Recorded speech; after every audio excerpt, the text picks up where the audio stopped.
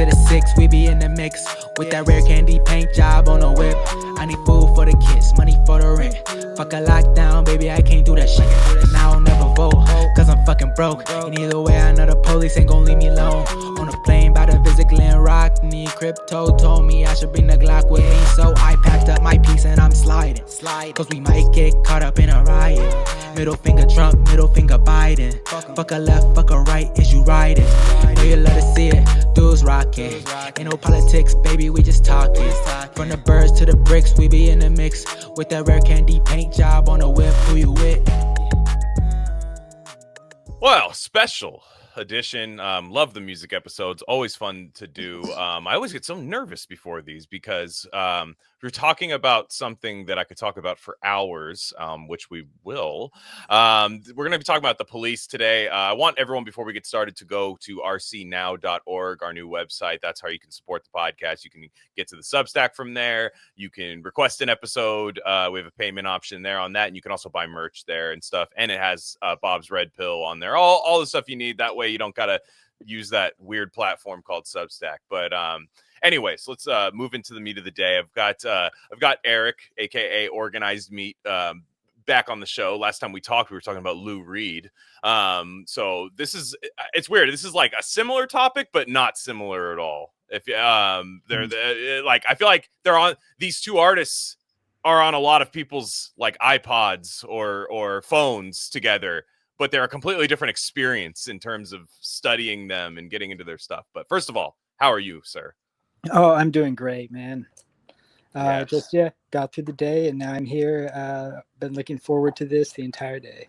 I know. I'm really excited about it. This is it's odd. Like I didn't realize how much I already knew about the police. And of course, we're not, some people might say, wow, there's an RC episode about the police. They must be talking about what's happening in Washington, D.C. right now. No, we're talking about the band that has 5 albums and they're fantastic. And an amazing achievement of a band that started and just peaked their entire run and then just stopped and spawned obviously this amazing kind of funny creature named Sting that I really love. So tell me about this. You're a little bit older than me, but what is your experience? I know you kind of have a more you kind of come from the more like punk fan, like rock fan background than maybe I do. So I'm interested.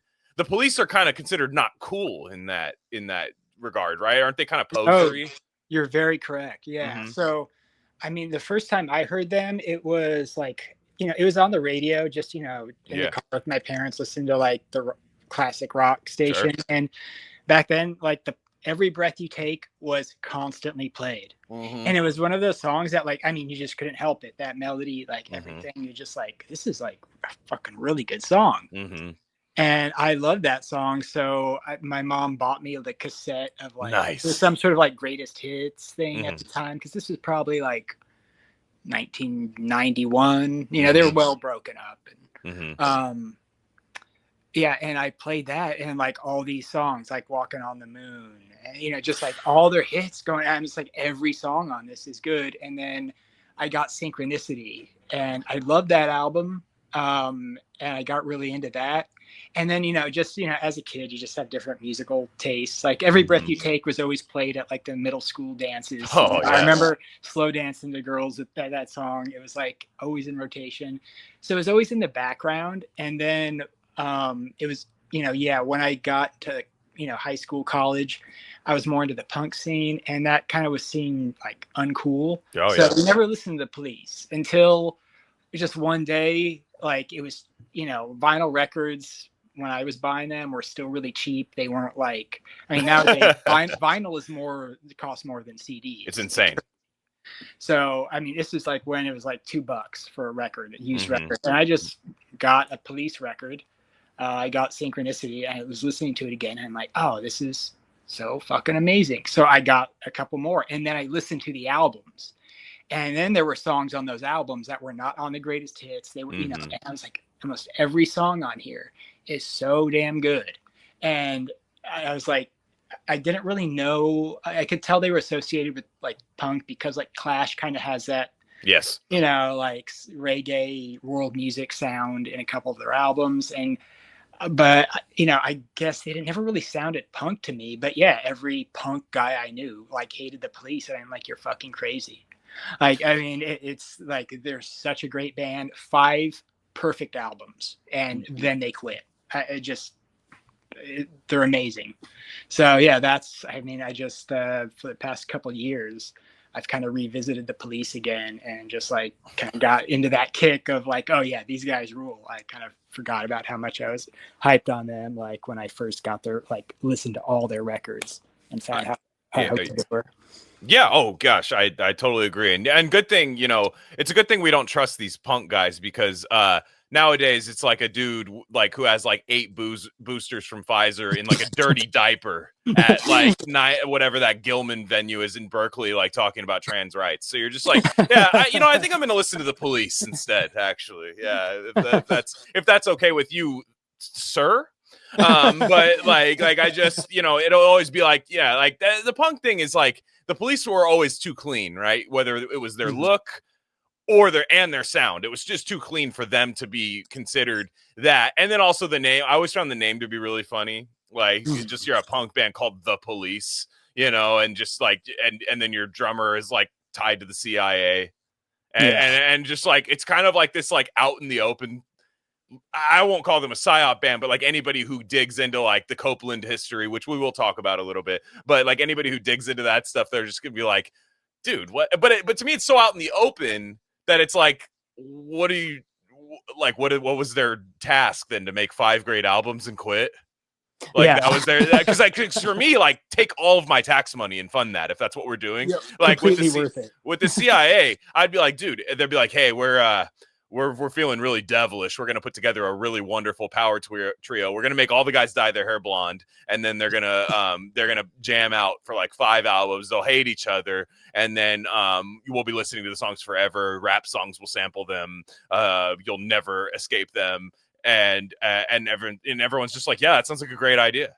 And that's what I want the CIA to do. I'm so into that. If the CIA brings back rock music, I will be the most normie person of all time and be like, guys, I love the CIA. Yeah, that's just the way I am. But my genesis with the Police is, as a kid growing up, my mom was a massive fan. My mom went to see them on the Synchronicity tour in '83 at I don't know what it was called at the time, but it was where the Golden State Warriors played. Like it ended up becoming Oracle Arena, but it was called something else at the time. I think it was the Oakland Arena at the time. She saw them there. I remember her saying, like, when she was watching the show, going like, this is really cool, but like, it's weird to see them in like a stadium, which is odd to us when we grew up post Police. Where like you only think of them as like a stadium band, at least for me personally. You think of Stuart Copeland with a bunch of tiny cymbals and like gongs and just like massive backing bands. But to a lot of people who had watched them come up, my mom being a teenager, probably when the first album comes out, she's thinking like, wow, this is kind of weird. Like, because they're never really like hardcore punk, so them selling out. Their whole origin story was they wanted to be a pop group, but punk was just kind of the trendy sound at the time. So they would explore that genre. But as a kid, you're just growing up and you just hear Roxanne, and then you watch like movies like 48 Hours and Eddie Murphy singing it when he's bailed out from jail by Nick Nolte.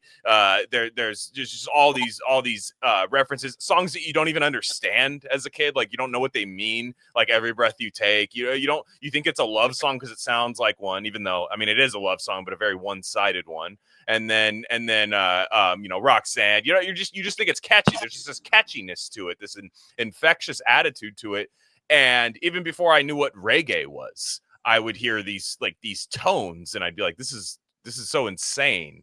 And I thought like maybe I'd get teased for liking it, because simultaneously while I'm growing up listening to the Police, like in my mom's Nissan 240 SX, like you would hear Dream of Rain, like just staying in the desert, which is sick, by the way. Like, I love that shit. But at the time, like, I was like trying to be a cool kid that like listened to rock and stuff. And you're like, it was like I don't believe in guilty pleasures now, but I sure did when I was a kid. like, and thinking like, I like this guy. He's rad. Like he's just like so cool. And like even the corny elements of him, he doesn't seem to care about the way they're perceived. And I thought it was just so cool that he could be like outwardly corny and stuff. So I find them to be fascinating. I forget how many hits that they have too. And when I say hits, I don't necessarily mean the charts, though they top those too, but I just mean like, wow, they have like albums of just no skips. Like you're just like, every song is great. Any of these could be radio singles. I feel like they were a label's dream. We're going to get you right back to the episode, but I just wanted to let you guys know of a few other things we offer at Rare Candy Industries. We have a Substack with free and paid subscription options. Free subscribers get access to all written content. That includes Bob's Red Pill. That's the best thing going on the internet right now. Trust me. Paid subscribers get full access to our premium episode feed. And that's just every episode we don't necessarily want to share with the general public, if you know what I'm saying. Again, that's rarecandy.substack.com. We also have merch. That link's a little long for me to say right now, but go to the description, go to our merch store, and find a shirt that's right for you. We have Rare Candy shirts, Dr. Bronner soap label shirts, Rishi mushroom shirts, all types of stuff there. Check it out. There's got to be something for you. And lastly, check us out on social media. On Instagram, we're Rare Candy Pod, but on Twitter, we're at Rare Candy Pod 1. All right, enough of that. Let's get you back into the episode.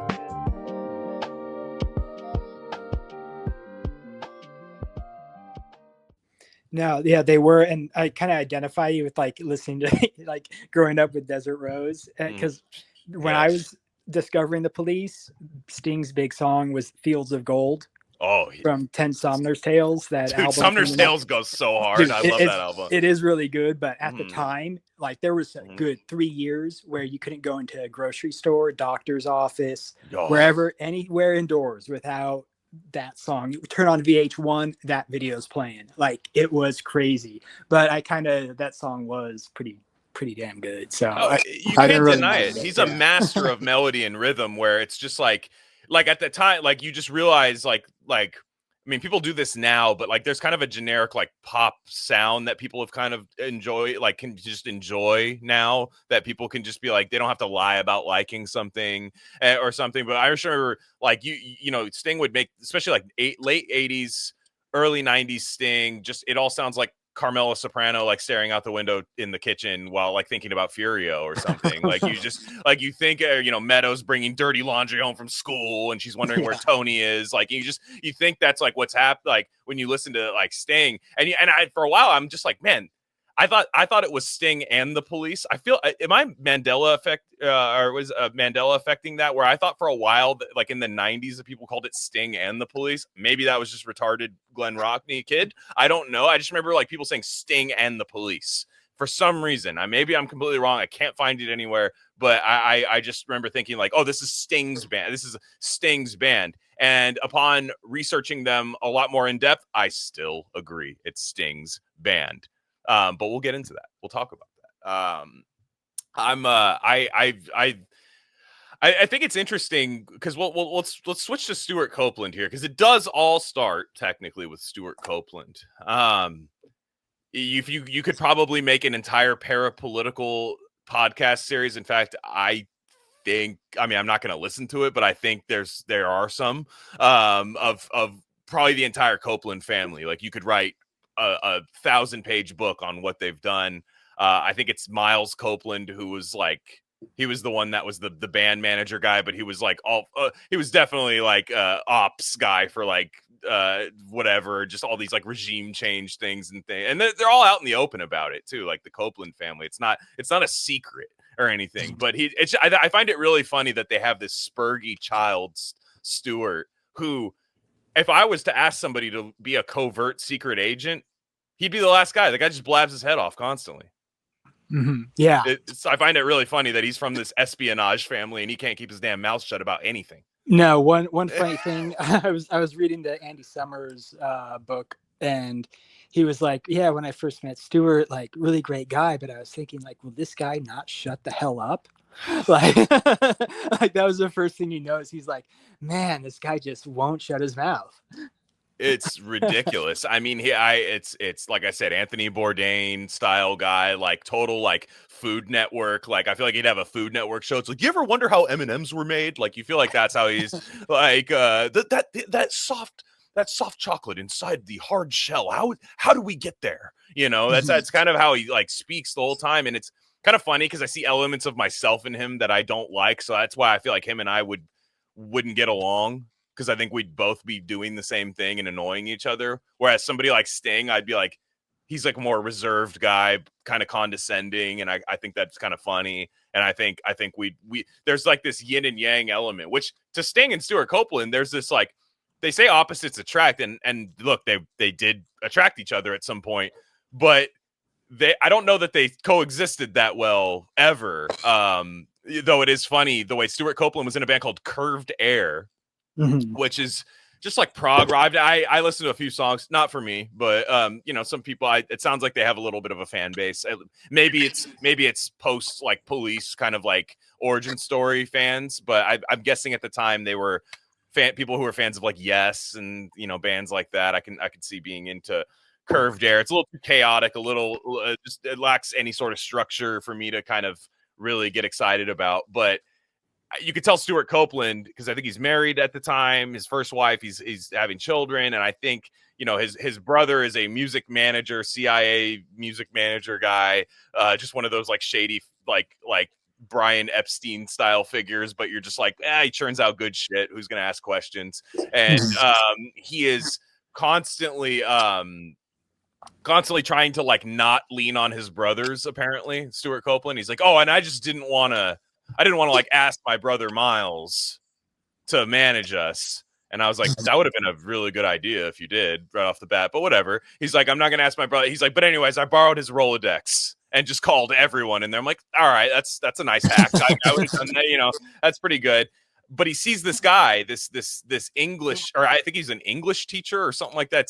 I mean, hey, shout out to all my teachers out there. It's never too late. I'm one. Yeah, never too late to become the next Sting.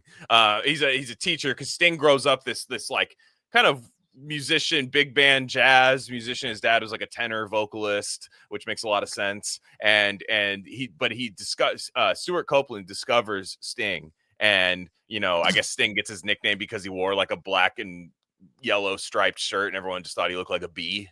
So they just called him Sting. And he was like, man, this guy's like, got it, man. Good looking guy, insane high voice. I mean, even on the first Police record, you just forget how high his voice is at the time. And he can still hit it to this day, like hit the high notes at like 75 or however old he is. But there's these, Stuart Copeland's like, I have to have this guy who, he'll just listen to me. What's going to happen is I'm the drummer. Obviously, this is my band. We'll be a pop group. My brothers managed pop groups. I understand how this is going to work. This is going to be our big payday. And I have this guy to put at the front, this pretty face with a nice voice who can play the bass, a percussive element, and sing at the same time. And it's kind of, it did end up working that way, even though they ended up making a lot of success. Sting was like this lab creature that like expanded beyond his cage and started taking over the science lab and like the Lovecraft horror movie, and Copeland could never cope with that. Yeah, no, I mean, he's definitely the one that, like, I mean, he wrote all their great songs. Like, if you looked at their albums, yeah, Copeland wrote some, but they weren't hits. The only ones that were hits were ones that Sting wrote. And I mean, clearly he had some sort of vision for the band. And also, I think from the beginning, he had a vision of himself beyond the band. He seemed kind of like that type. And also, the management was kind of grooming him to be that type. Like, he was in, I think, some jeans commercials in the UK. He was in their manager managed the Who, so he got to be in Quadrophenia. Ace Face, isn't that his name? Wasn't it Ace Face? Isn't that this character's name on the scooter? I can't remember what his name is, but I forget, but he was supposed to be one of the mods that all the other mods looked up to. Is like, he's the coolest. Yes. And then I remember the main character, like when he's in like a depressive fit, sees Sting working as like a bellboy, like carrying people's baggages up, and then the Keith Moon song "Bellboy" plays, and it's just like, yeah, it's a sick movie. That was a great high school drug movie. That my favorite Tommy album. Yeah. I mean, I love the Who. So Quadrophenia, just love the movie, love the album. So yeah, I also, yeah, that was like an early exposure to Sting too. Was watching that movie and like, oh, he was an actor too. And isn't he in Dune? Isn't he in Dune? Am I misremembering Yeah, that? Sting's yeah, in he is Dune. in Dune. Yeah. Oh, hilarious the fact that he just pops up and he has like a movie with like Jennifer Beal or no, what's her name? Gosh, it's the guy who directed Quadrophenia. There's like this odd, like really weird romance, but I can't. It's escaping me right now. His filmography is it's very short lived. Like it was just like a 5-year, 6-year period where they were like, we got to get this guy. We got to like maximize this guy. And I like him in Quadrophenia though. I think he's fine. I mean, you forget who's in that movie. Like Ray Winstone's in that movie. It's just like it's such a random cast, but shout out to the Who. I mean, Tommy and Quadrophenia are both great movies. I think I love Tommy. I mean, Tommy's like scary too. It's like I remember like that was a big drug. Like we had a place called Paramount Imports out here, like the whole like tapestry and like incense. Like can I have a tobacco pipe? Can I buy this pipe for Tobacco Man? Like one of those like stores. Yeah, it's for tobacco, dude. Which is kind of crazy to the idea of smoking tobacco out of a bong. I feel like that's more harmful. Like I feel like you'd light your fucking lungs on fire, like and die. Like whereas that was the legal way to sell a bong, but they had posters of like Tommy and Quadrophenia, and then I remember my mom had, when DVDs first came out, I think she bought either Tommy or Quadrophenia, and I just remember like being really like just fucked up like during summer at my house and like watching those movies, and it was really formative, I guess. I'm not sure what it exactly formed, but it was formative. Yeah, watching Anne Margaret roll around, and I mean the acid queen scene. Yeah, it's crazy. Absolutely. Jack Nicholson just popping up. You're like, what the fuck? Like, yeah, you're just like not ready for any of this stuff. Like the guy from The Shining is in this. Yeah, and I don't know what like Ken Russell is at the time, so it's not even like I have this reference of like, oh, obviously Ken Russell. I don't. I'm like, it just felt like a fever dream, like an acid dream, and that's exactly what it was. So, but yeah, the Sting is this star, like, and it's gotta suck, right? If you're Stuart Copeland, where you just can't be the star of the band because you're the drummer. Like you can't be like even Keith Moon, right? Who is like, and people could argue about it. Like people, like he's kind of like the guy people claim is like the most talented guy in the band, right? Or even the most talented drummer of all time or something. People claim that. I'm not in that camp. But like he can't be the star of the band. Like he couldn't do the show by himself. Whereas Sting literally does, with like Branford Marsalis on sax, just does shit by himself and everyone shows up. And it's got to suck when you're like, this is my group, but you just can't submit to the point that like you needed a star, and then you eventually hate that you had to have a star, and then you hate the star. Like it's kind of funny when that happens. Yeah, no, it is. I mean, he was definitely the star. Yeah, they kind of groomed him from the beginning to be the face of the band. He was the hot guy, and even though they were all considered like they're good looking dudes, like, all of them. Yeah, yeah, they're sort of like like Beatles or Beach Boys type, like, oh, which one do you like, sort of thing.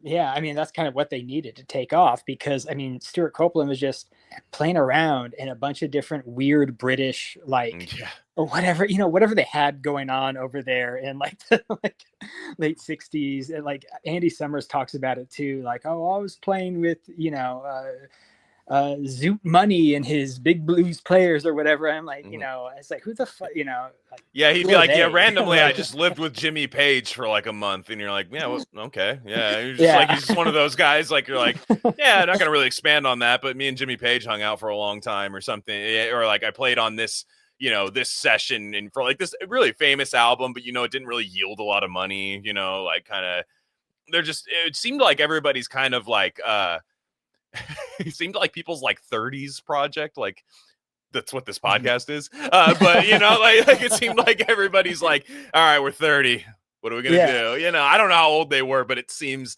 like second way. I mean, millennials are stunted, so let's just say it's 25 for this the boomer generation. Like it's they're like, all right, Sting's a teacher, clearly wants to do something musically. He has just notebooks upon notebooks of songs, and it's kind of funny, like our song ideas. You get the idea because the whole thing about Sting was they said he just didn't like know how to write a song at all. Like he like had good ideas, but didn't know how to write them. So you would get the, you know, Stuart Copeland songs like Fallout, which are okay. I mean, they're okay. You can listen to them. They're fine. They're missing that.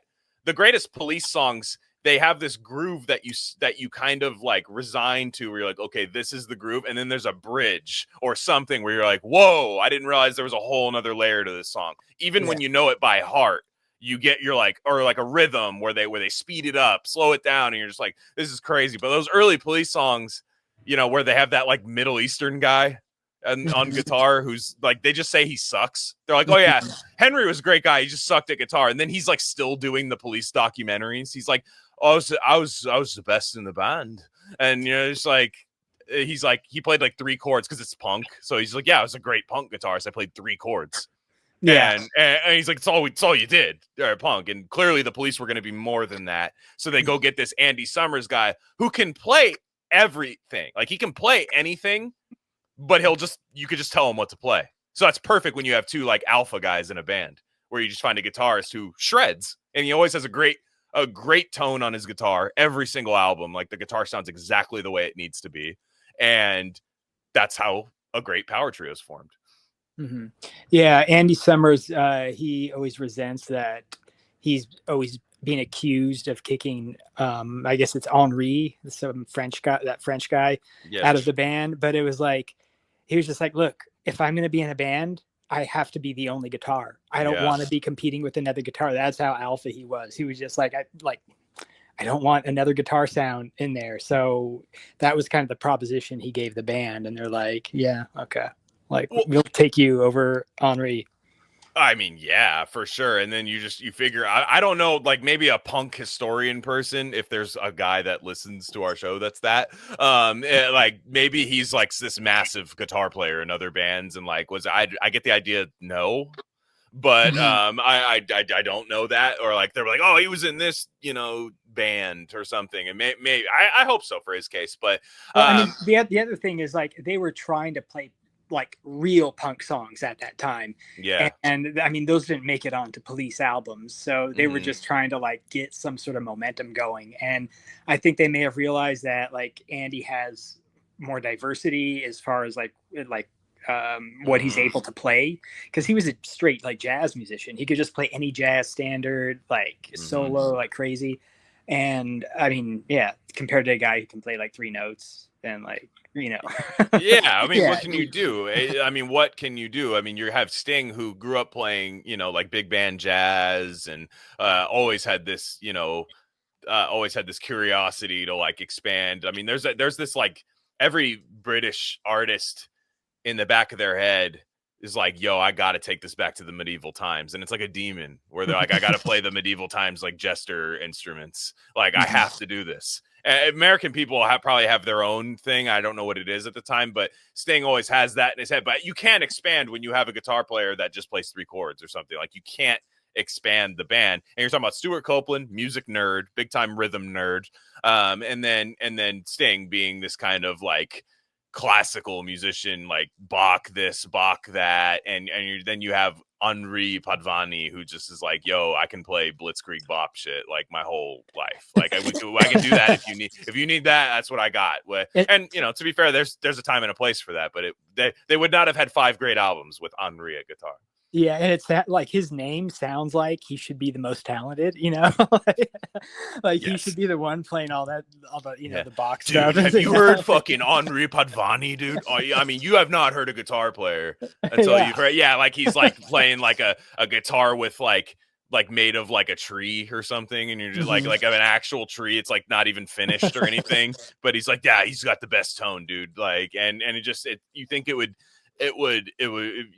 sound that way, but you know, they immediately, you know, they hit the ground running, really. I mean, like they wanted to get hit. I mean, they talk about like the struggle of an early band, and you realize you're like, that's like 6 months, you know, like it's like half a year, like struggling. Like you realize you're trying to time this up. You're like, dude, you guys were a band for like 8-9 years. It's like, there's not they basically, you know, they basically they basically had to incorporate that reggae sound because do you know anything about the marriage of like punk and reggae sound? It feels like that's because the Clash did it too with like Guns of Brixton and stuff like that, which I don't know if people would consider that capital P punk, but certainly, I do. Yeah, I mean, I don't really know much about it. I mean, I know like the Clash Incorporated, and then there was Bad Brains, which was like a DC hardcore.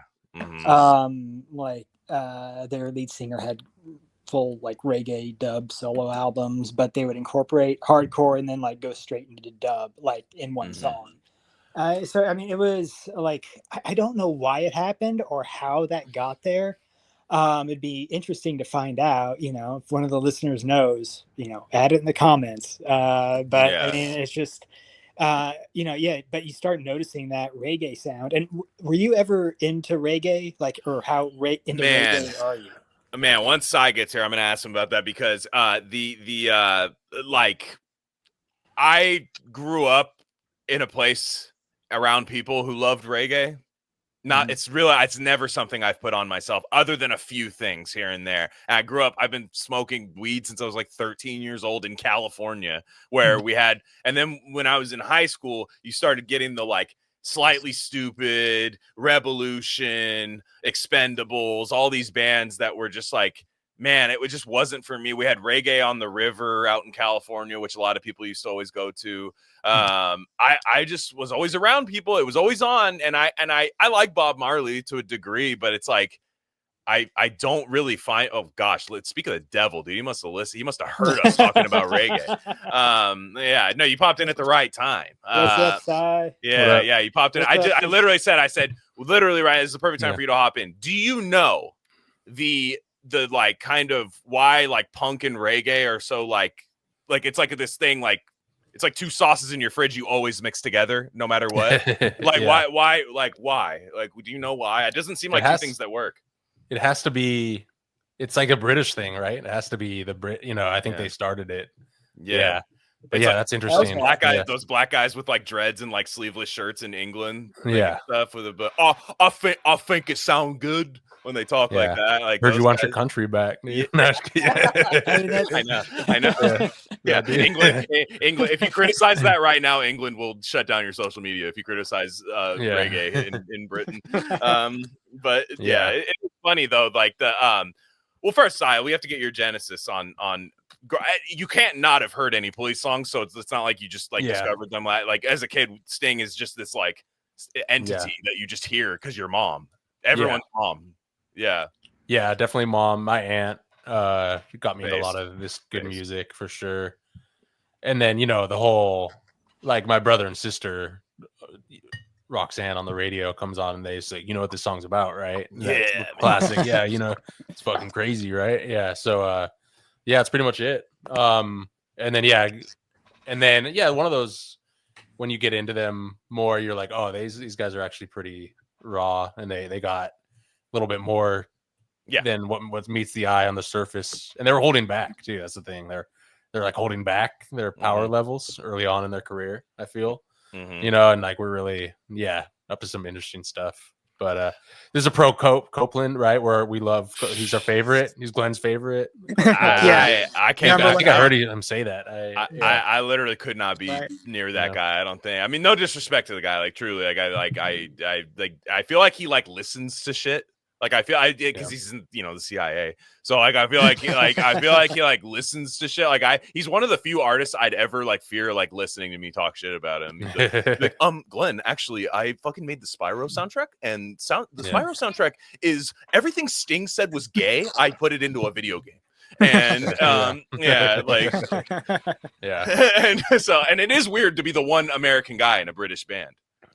Like that is crazy because like you have Sting, right, who's like literally looks like musical Gordon Ramsay, and his name's Gordon.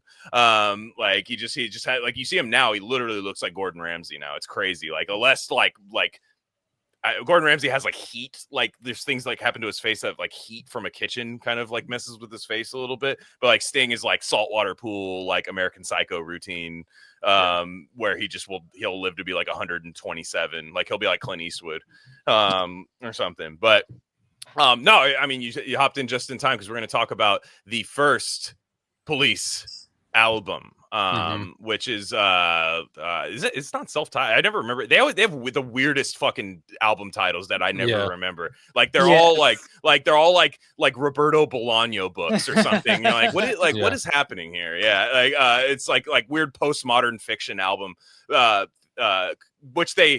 it makes sense when you hear Sting's lyrics. You're like, yeah, that would be the name. Outlandos de Amor. Which is just like a punk out. It's like you get, they have the hits, right? Can't Stand Losing You. I remember Kevin from The Office playing the drums to like some early Police song. I remember once. I'm pretty sure that I think that there's like an episode of that where like Kevin's playing drums, and it's like I Can't Stand Losing. I can't remember what, or it might be Don't Stand So Close to Me, which would be even funnier. But you have Roxanne, which that's one song, like I feel like it's played more than most songs, and usually when this song gets into like a song gets that big, you kind of are like, hey, this is good, I don't need to hear it again. I never skip it when it comes on, dude. I just don't. You can't. It's the bass. Like you realize it's the bass and the rhythm, because you're just like, you're not expecting that bass line.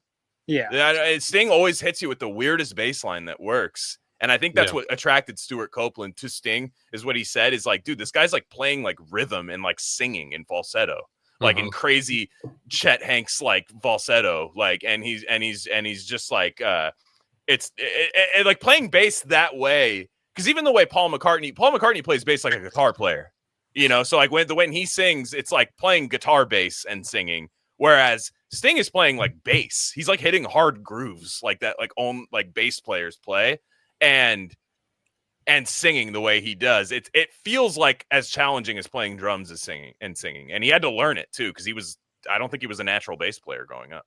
Yeah, no, a lot of those bass lines that he hits are just like really like kind of off kilter to how the normal bass is played, and it's just you can't sing in rhythm to it or anything. So it was challenging for him. But Roxanne, that song, it's a song that suffers from like overexposure, I think, to the point where, I remember there was a time in early 2000s, it was just played so much. It was being sampled in rap songs. Yes. I don't even remember which ones. You're probably better on remembering that than I am. But yeah, there's a few. There's the one, actually, his fucking, what's the big Sting single that I'm thinking of, his solo one. That's the one that's sampled constantly. I know that these shames are the heart of a soldier. What's that song? The fucking biggest Sting. It's like the biggest Sting song. I don't know why I can't remember what it's called, but it's the Juice WRLD sample and the Firm, the Nas, the Firm one, the Message. But yeah, that's he gets sampled a lot, right? And it's really funny because I remember that's kind of a thing I've always been like a centrist on, is the sampling question, the SQ. And it's one of these weird things, because I did used to do that. I mean, I never made anything big enough to get sued, but like back in the day, like you would take a record and find a good sound from it, and that was the way that you'd make something. And I remember thinking, like, you talk to like older heads, like people in your family or something, they'd be like, yeah, but what's the art in that? You're just taking somebody's thing and like making a rhythm out of it. And I'm just like, well, you wouldn't get it. Shut up. But also then you'll hear like somebody like there's a really funny thing from the Rick Beato interview with Sting where he pretends to not care that like Juice WRLD sampled his song. And it was that very famous one emo ass like Juice WRLD song where I think he died like right after he made it or something, and all the Zoomer kids like think he's like fucking like he's like James Dean for like Zoomer kids. It's crazy. Like they're like he was gonna be something special. I'm like, yeah, sure, no, yeah, I'm sure he was. And he says like, oh, here's the thing about that song, Rick. That song is Bach. He's like, ding, ding, ding, ding, ding, ding. He's like, so when you sample that, you're really just sampling Bach. And in my head, I'm thinking, and he's like laughing with his like guitar player, and where they just walk around their house playing Bach all day on guitar to like unlock doors like Zelda and shit. and he's like, in my head, I'm thinking that's fucking bullshit, dude. You guys sued him to the. I know it's the record labels and stuff, but it's like you guys sued that. That was like a big thing, the Juice WRLD sampling thing, and also I'm like, you should have just sampled Bach. Yeah, that's free. That's free, dude. You could just sample Bach all day. Like it's free, but it is really funny. Like the sampling question, because also I remember in the 2010s. And when kind of the Jezebelification, pitchforkification of all rock is stolen from black people, any white artist has effectively gone in with like the Hamburglar like bandit outfit and stolen all rhythms from black people. And I'm like, dude, you guys literally like sample like Bob James rhythms, like, and they're like, yeah, because of that. I'm like, I don't think Juice WRLD's thinking that way. When Juice WRLD's and the producer, when these guys are like swallowing Oxycontin in the studio, they're like, this is payback for Muddy Waters, or something. Like, I don't think anybody's thinking, dude. Yeah, obviously I can have this song for free. Like, it's this thing, like, but the Fantano like types. I don't know if Fantano was like this, but like those types of people would be like, well, how can you be mad at someone sampling? When you look at like the Rolling Stones, man, and Led Zeppelin, man, like Elvis. what they did, Elvis, man, like one. Which all these guys gave way more credit to the people they stole from than any black artist is sampling from a white guy has ever given. By the way, well, sampling's at just an all-time low too right now, where it's just like it's like it's you know. It's derivative to the max, you know. It's samples of samples and these weird pastiche, things. Pastiching. It's just and there's no artistry to it, and you know, I'm not saying every sample has to be some fucking work of art or something, but it's just like, come on, like a little bit of. Let's retire the genius of love. No one can use it ever again. No, no one can ever use that sample ever again. It's done, dude. After Mariah Carey, it's done. Yeah, like just because people will sample, like you said, sample Mariah Carey sampling that. Like, and it's like, what's happening? Or if you sample it, you have to include like the homeless vocal guy on the original version. Exactly. James Brown. And then you stole from James, which he stole from James Brown.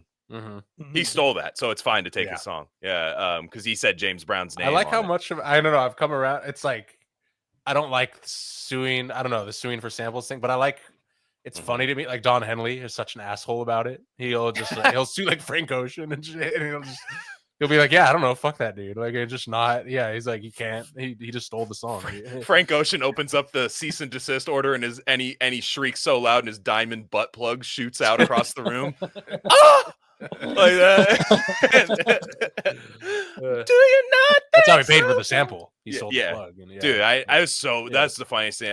I know we'll get back to this thing, but like the Frank Ocean thing, I just remember people saying like he's the next guy. Like he was the next Marvin Gaye, the next this and that. And I was, I liked a few of his songs, sure, but people had there. It's just the fact that there has to be a next Marvin Gaye, so you just do that. But then he's just gay, and then it's like. Marvin, Marvin Gaye. Marvin, that's gay. There's the Tech Police. I hear. I heard a siren. Yeah, that was it. No. You said it. You're in England right now, and you said besides something. But no, what I mean is he's like. I just remember like the Frank Ocean thing. Him like people were like he made that album Blonde or something, which I thought sucked, but everybody who's sad loved it. And then all of us it just was a Tiny Desk album. Like it was just like you made an album to do Tiny Desk basically. And then the after that people were like, when's Frank gonna make another album? And like every time you'll see like a music fan account like that follows like a TMZ music fan account on social media. They're like, Frank Ocean's cooking something. And then he's like, everyone buy my new butt plugs. These are fucking sick. Channel Orange butt plugs. Yeah. Mm-hmm. Was he selling those or was it something like that? Wasn't it? He literally is selling butt plugs. It is. Okay. Yeah. I'm not, it's not a joke. Yeah. Because I remember something about that. Mr. Wonderful was like, let's see your figures, Frank. What are your numbers? Dude, like, can you hate on that? I mean, he probably made so much money selling that. Like, come on, no, I can. Like, I mean, No, because like the problem is people will like blame white supremacy for a lot of the hate, and you're like, it's probably old black guys that hate it more than anything. Like they're probably just like, come on, young blood, like just like part of the game is that. That's for females. I detest this new thing where it's everyone has to be the next something. In the last 15 years, it's so bad with this and no one ever people and I don't know if it's. I almost don't blame the artist because it just seems to be a epiphenomenon of the industry now, or just the zeitgeist of what music is now and stuff. And it's just so like people will pop off and have a crazy like burst of energy and then fizzle out 2 years later. No one has any staying power anymore, and that no one makes has this ascent of classic albums where one is better than the last. Yeah, it's always like a sophomore slump or something, and it's just. Yeah, it's fucking weird. Yeah, with the Juice WRLD thing, with the Frank Ocean thing. I don't know. I just thought I was like, am I just getting too old? But even back then, even when I was like 25, I'm like, am I too old for this? Like, because it doesn't seem, like it's just it doesn't hit like the shit. I don't know, man. Like I think there are eras of music that are better than others, and it's just it's like yes, there's always good shit being made, and I don't know. Am I off? No, because you guys, here's why. It's normal to feel that way because but then when you meet like a 37-year-old guy that's like, dude, you're that new G Herbo, and you're like, oh man, what? Yes. You have to go. It's a path you choose. You have to pretend to like stupid shit that isn't as good as the older stuff, or you be honest with it and you become that crotchety old kind of like, no, it's actually not good, and it's. Yeah, but no, that's weird. Yeah, the streetwear guy that has to pretend to like everything new and like you're gonna get burned. I don't know. It's just it's like food truck guy with the big glasses and the hat and like overweight, but like shirt. Overweight, but like definite like music journalist physiognomy, pitchfork physiognomy is always just like.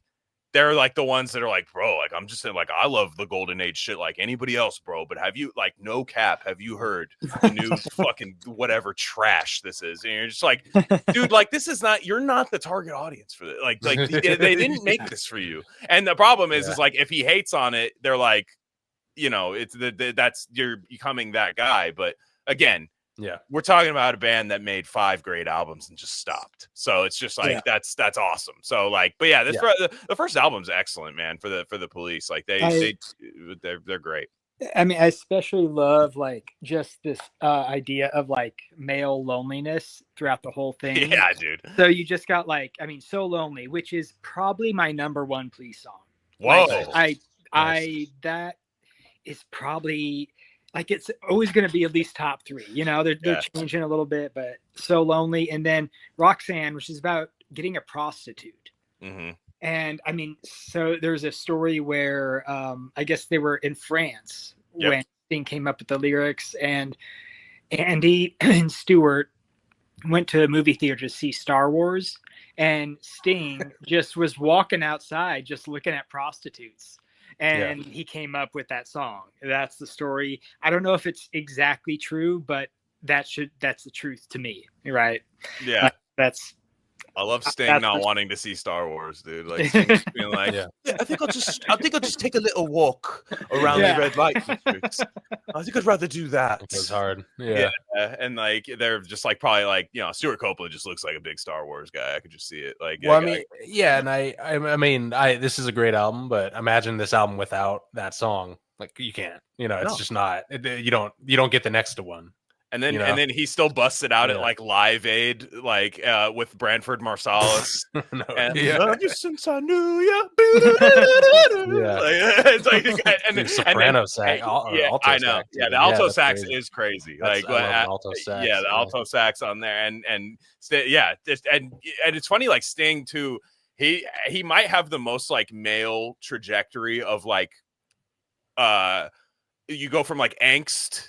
Just like angsty, like, oh, I'm in love with a prostitute and then I'm lonely otherwise, like just this kind of like good looking guy that gets way too hung up on one girl and ruins all his chances.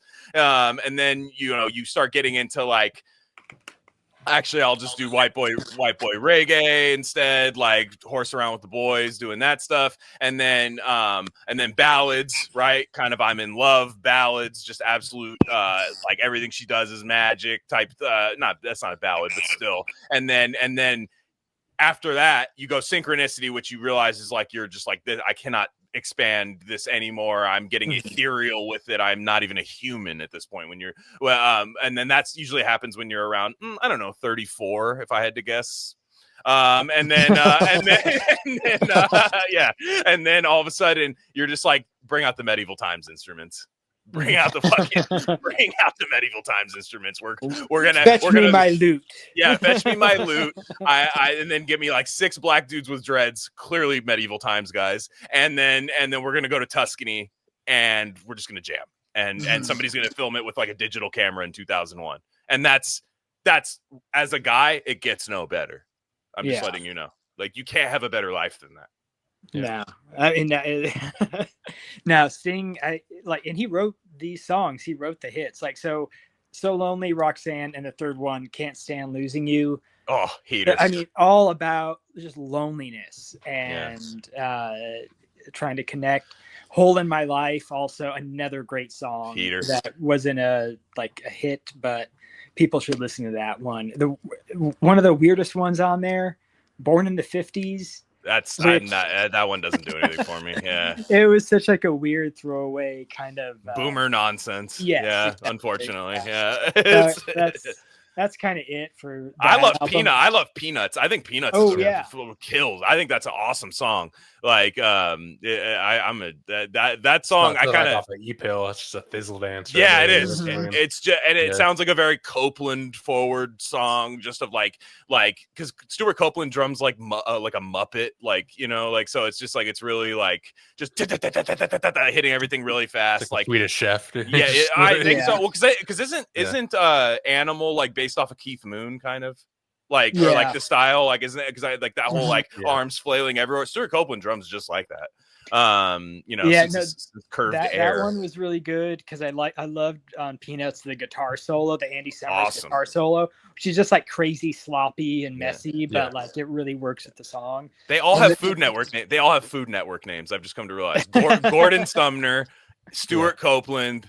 Andy Summers, dude. Great British Stuart Copeland's British Bake Off. He has the most British name, and he's British, fucking American. Yeah, exactly. Stuart Copeland. Stuart Copeland looks like a chef too. Have a pint with me, mate. Stuart Copeland. It just sounds like you're, we're watching, fucking English Premier League with a guy named Stuart Copeland. But yeah, anyways, you were saying some more about this album, Eric. Peanuts, just the lyrics that Sting has about like fame and people like will just get tired of you no matter how long you do anything good, and that's just kind of prophetic for him, I think, where he sort of saw past the band, whereas like I have to kind of evolve and do something different on my own, which is where he's just like, I'll create some solo stuff that's kind of, just rock, and then maybe I'll do some loop stuff, right? Like he just kind of sees himself as like always changing, surprising himself at what he would do. And that's like, so those lyrics, I mean, and also people always bag on Sting as being a bad lyricist. It's not true.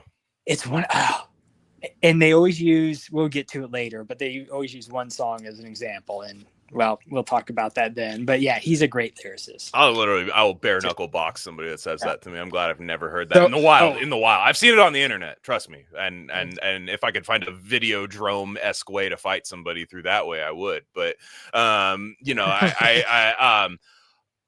Regata de Blanc, White Boy Reggae, the Chet Hanks album, is their second album.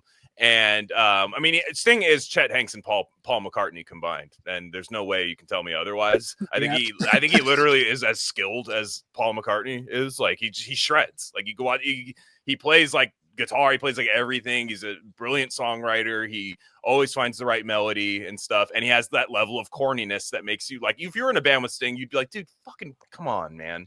Like, sometimes, but also you'd be like, he knows, he's like so I feel like Sting is so self-aware Like he's so self-aware of what he is, and he's just like, fuck it, dude. I'm gonna meditate with my like 8 different idols from 8 different religions next to me. He's just like this total coexist fish bumper sticker guy. And it just like it's amazing. I find him to be one of the coolest people to ever make music, like, and for that reason. Because I found, especially in that genre, that punk genre, how try hard everybody is, man. Like at the beginning in the 70s, like Sting was just like, all right, I'm kind of a like sappy love guy who, you know, writes songs about being lonely and stuff, and that's just what I do, and it sounds better than you, and we're gonna sell more records than you, but I'm not gonna make a big deal about it, dude. Yeah. I'm just gonna fucking vibe out and show up barefoot with like, you know, like a weird frilly like marching band jacket, you know, on the Synchronicity tour, and that's that. Message in a Bottle, dude, might be in my opinion, their best hit single, like of just the hit singles. Message in a Bottle, I can hear, you know, I have a special thing for that. Now, Cy and I both took guitar lessons at the same place at different times, and I never got past a certain degree. And it was, I don't know if this place exists anymore. I'm not so sure it does. But I think it does. Okay. So, but it was this really cool place. Like you would like, it was like this kind of like, it had like recycled bookstore energy where you could like go into like different realms of it, and you're like, why am I upstairs all of a sudden? Like, I don't remember going upstairs, but I'm like above the street right now. And it was odd, just guitars hanging everywhere. It was definitely like the Guitar Center was like kind of like the like my dad's a nerd and doesn't play music, but he's buying me a guitar for my birthday. Whereas this place was kind of like my dad, his dad, and his dad before that. His dad invented the guitar, so we're here. You know, it was like a guitar head kind of place. But I remember I got lessons for my birthday one year, and I just wasn't any good at it. But I think the most I got was just the opening riff of Message in a Bottle. Horrible too. Like I couldn't play it at all, but I could. Like I think my mom got like kind of an ROI, like a return, like a little like dividend from like hearing that in my room, and she's like, okay, at least I know what that is. Like it's not fucking hot cross buns and shit and Peter Gunn and stuff. Like he's gotten past that a little bit, but Message in a Bottle, just like that's like I feel like you get everybody in the band, everybody in that band shines on it. Like you get the crazy wild Stuart Copeland drumming on it, Sting's like vocals on it. He's super Jamaican on that. Like it's insane. Like he feels washed upon shore, like Jamaican style. Tom Hanks, Chet Hanks. Yeah. He's on it. He's like washed on I mean, it's literally that. But then Andy Summer, that riff is just, and then you get the punk. You just kind of get that punk feel to it, and then it just switches into like reggae, and it's psychoactive. It's schizophrenic. Yeah, like it's just 3 parts. 1, 2, 3. It just cycles between them. 1, 2, 3. I mean, it's like you could call it a bridge or like a whatever, but it just cycles through them. I like that. And it's just like really, it's great. And you forget, and it surprises you every time. You're like, oh shit, I forgot it breaks down like that. You know, message in a bum bum bum bum bum bum. Yeah, and then I love that Walking on the Moon. That's a heater, dude. And I know that I think my number one. I think it's supposed to be. That's another one where you forget that there's like another part to it, like where it's like I'm wasting my days away. You're like, man, that's how Sting catches you. You're like, damn, dude, I didn't know we were going there. It works perfectly. It's surprising because it's just like it catches you off guard, and you're like you're so into that original like mellow, like minimalistic, like almost moon-like atmosphere of the song. Yeah. And then like he brings you to an island, like a tropical island with that, with those chords and that change. It's so good. And it's supposed to be walking around the room was his original lyrics, which there's never been a better there's never been a better edit ever. It's supposed to be like walking around the room, like thinking about, like you're pacing like around the room, like, oh, should I call her? Should I do that? And then they're just like, dude, go ethereal with it, man. Go to space. Like, fuck this. Like it doesn't have to make sense. I know. There was one lyric where that Stuart Copeland was trying to get Sting to change. I think it was Next to You. Like, the first song on the first album. Yeah. And he was like, Stuart Copeland was like, instead of the chorus, like, I can't wait to get next to you. Like, why don't you have it? I'm going to take a gun to you. Mhm. And Sting was like, "No, we're not doing that," and like just like vetoed it. And that was kind of like a little like sour spot. For That could have And worked. That could have worked. Yeah, that I- could have worked. I think Stuart Copeland for once, probably the only time, he Mhm. may have been right. Oddly enough about lyrics. Yeah. The problem with Stuart Copeland is that he's kind of this like literary like character where he does one thing that's really really good but never wants to do it the way someone told him to do it. So Mhm. like so many times I think his most impressive drumming, like when you watch them live, and there's this great documentary about them reuniting from 2007, and it's made by Stuart Copeland's son, and it's on YouTube. You guys can watch it. It's like 50 minutes long. They actually unite. One of their shows is the Al Gore climate change show. And Kanye West raps to Message in a Bottle on stage while John Mayer is playing with Andy Summers. You want to talk about the most 2007 thing you've ever heard? Wow. It's literally a South Park episode happening like right there. It's insane. You see them like working out like Kanye's verse on it, like in the thing, like Stuart Copeland's drumming on like a couch cushion, like backstage, and you can tell they're just like, this is, why are we like, I don't want it rapping on this song, and it's really funny, but you get the idea because they're rehearsing it. There's a lot of filmed rehearsals of that reunion tour, and it's in 2007, and there's so many times where he's just like, Stuart Copeland's like, well, we're going live, so I have to add like a drum fill every bar. Like every bar I have to like just go crazy. And like Sting every time is just like, dude, you got to whip that out every once in a while, or else people are just going to think like it's not going to stand out, you know? And a lot of times it's like, dude, play the groove. Like you came up with a great groove. Why are you abandoning it so much?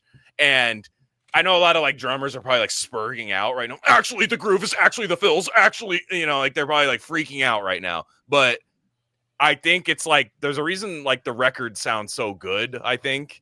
And unfortunately, Stuart Copeland being the guy who had the idea for the band, he's like, dude, you're still coming from like this prog rock background where it's like expand, like do all of this. And Stuart Copeland got his like dream job eventually, or when he was in a band called Oysterhead with Trey Anastasio and Les Claypool of Primus, and they just Adrian Belew, yeah, Adrian I think Belew. so. Yeah. Yeah, and they just and they didn't play songs, dude. They jammed. That's all, and they sold out. That's all it was. It sold out every show. And Stuart Copeland, like, it was really funny to hear him talk about it, where he's like, yeah, and I thought it was like bros that haven't heard me in a while, and they're like, that's what Stuart Copeland, but it was just fish heads.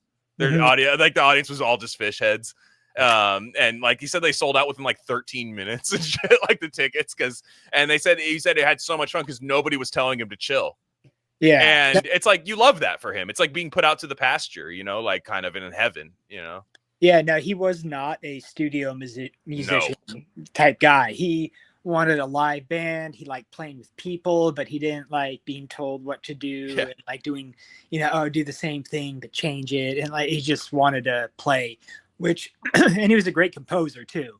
That was his other strength. But so he took that into like film scores, which I guess he was pretty much, according to him, allowed free range with most of his stuff. He just Rumblefish, right? Rumblefish. Yeah, that's great. Said, that's great. Mm-hmm. He said Coppola was just like, yeah, that's great.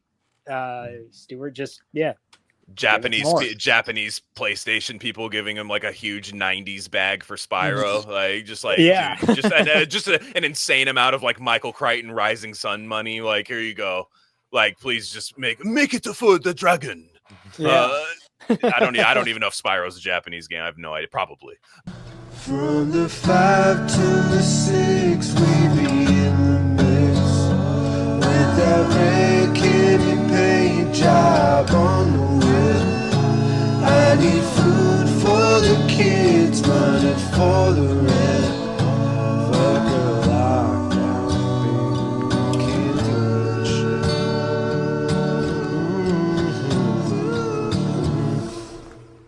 That was like the reason that I think kind of the Police ended, is like all of them, including Stewart, were like, yeah, we want to do different things, and we're at our height, so like we have enough money, let's just do it.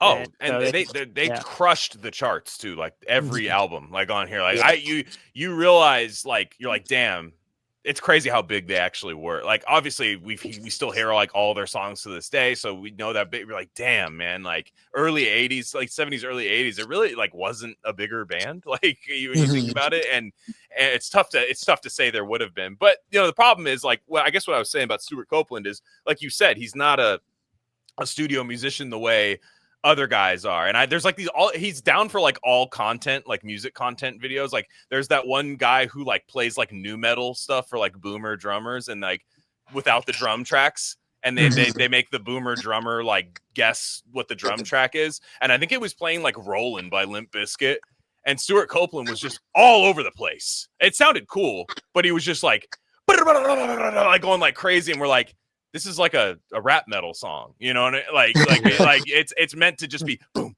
boom, ba, boom, boom, you know, like that. Like it's just, that's kind of like all you need to do, you know. And I feel like if you started the Police, in his own words, as a pop group, because we want it to be popular, you can't be jamming like that, dude. That's the concession you make. And I think Sting's like, hey man, I thought this was a pop group.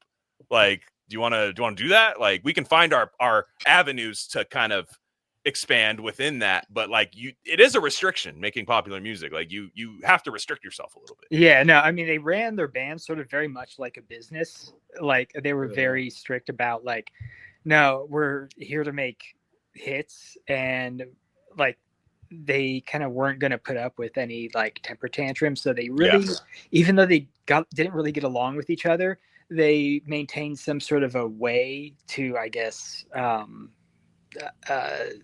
come together and solve their problems without, you know, really getting into any fights, like physical fights, or just like icing each other out for a while. Even though I think there are probably a couple instances, I think with Copeland and Sting, where they didn't talk to each other for a week or something because of some disagreement on like the levels in a song, right? You know, and like, you know it's about something else. Like you hear Stuart Copeland's interviews where he's like, it made zero sense in that documentary I was talking about of the reunion tour, where he's like, people think Sting and I had big egos and we fought because we had big egos. But really, we were just going, no, this goes here and that goes there. I know more about this than you. I'm like, that's an ego battle. Mm-hmm.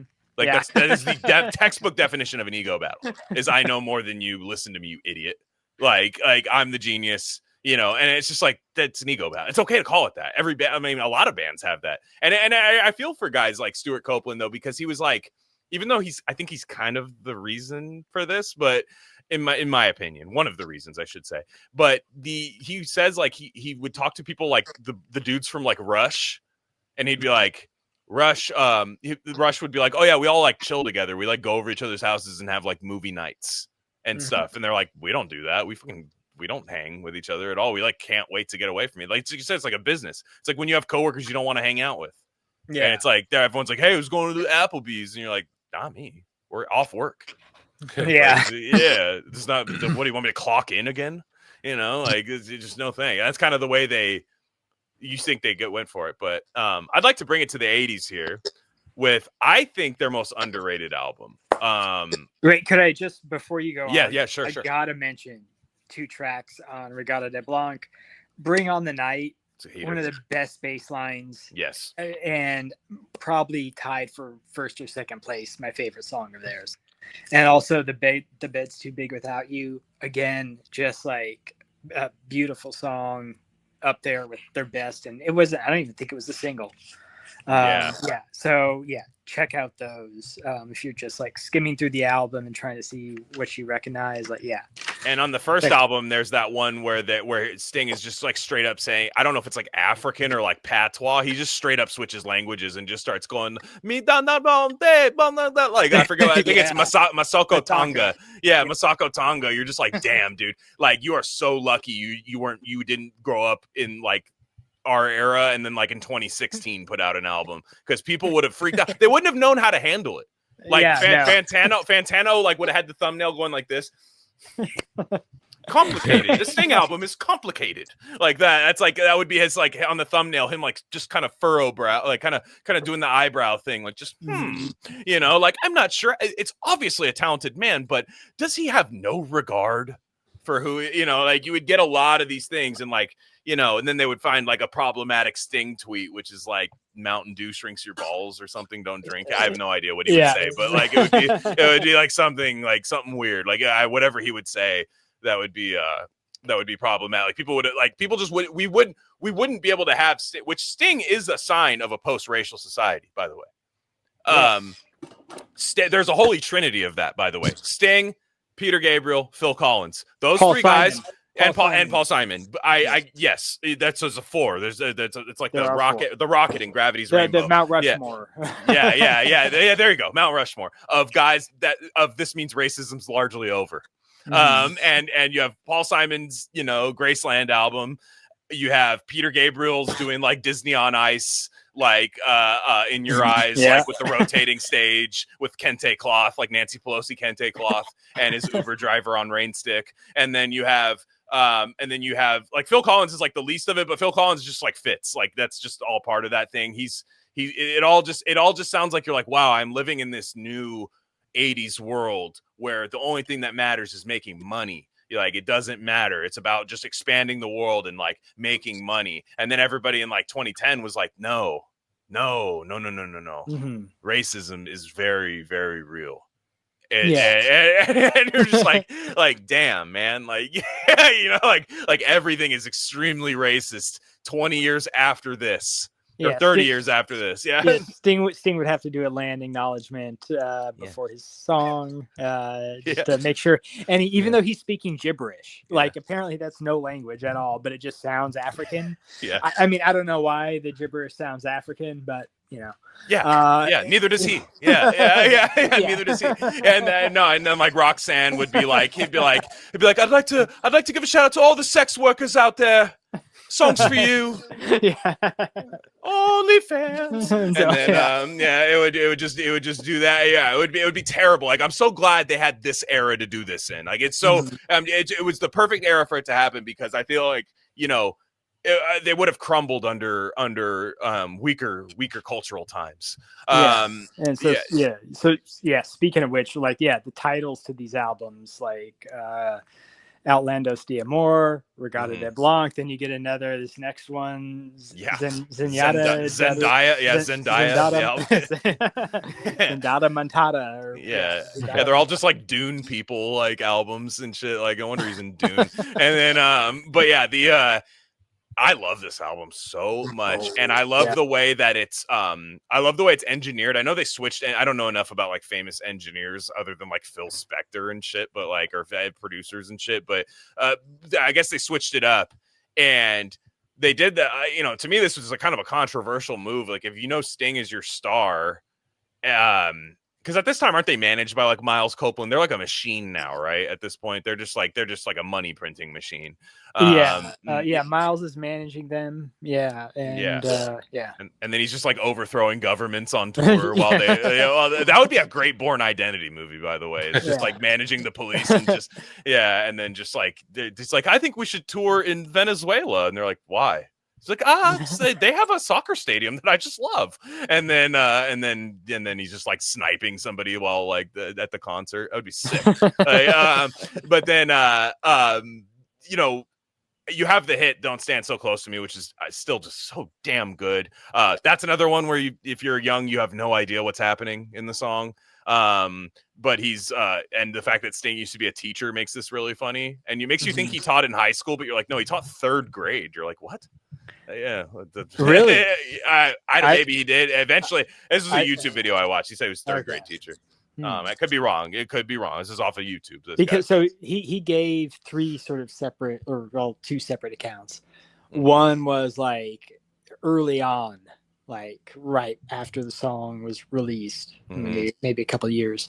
He said that he was a teacher, and obviously like girls looked at him, and obviously he looked at them. Obviously, and it was those things like he was like, but I didn't do anything. And then he's like, and I taught in third grade. You're like, what? That's why I thought it was like it seems like at some point he did teach. He probably did. Like 15-year-old girls, right? Yeah, because he was talking about he said specifically a half his 15-year-old age, girl. half his age. Yeah. Mhm, So yeah. that checks out. And then he said later on, oh, it was just like, you know, I did teach, and it was always just imagining that if those girls would have had a crush on me, which may be a little bit worse. I don't know. Yeah. But Yeah. Well, it's funny. It's Um, just funny because, like, for one, when they play it live, every girl scream. It's the girl screaming song when they hear the opening, that menacing, like Trent Reznor. Wah, when that comes on, all the Yeah. women scream. So it's like they clearly have been in that situation at one point in their life. Like, and it's just like a song and it's not a song where it's like, once you get to a certain age, you clearly know what the song's about. It's like no one has to like explain this to you on like Genius, like the Genius lyrics account. Like, no one has to like explain what it is. But I love when his how menacing it is at the beginning, and then just the second verse, his voice goes back to like 1974 or 1975 high pitched sting, and it's just like he really progresses songs really well by like changing tone, and it's not an accident either. It's just but I think on this album, you can hear Sting's voice is like, it's like they have the mic in the corner of the room. And this is like their most musical album, in my opinion, like where it's like, it's just so music forward. Like it has hits. And thank God for like the management they had, because like, they were like, hey dude, you guys can do this kind of experimental album, but you got to have a couple hits on here.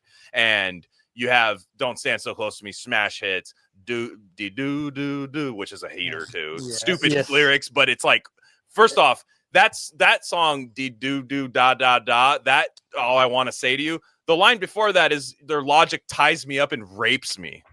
Yes. It's just like, yo, like looking at those on a page, you'd be like, damn, that's great. Because, but then again, what do you say after that? It's like Death and the Maiden, like the movie. You're just like, oh wow, like this is.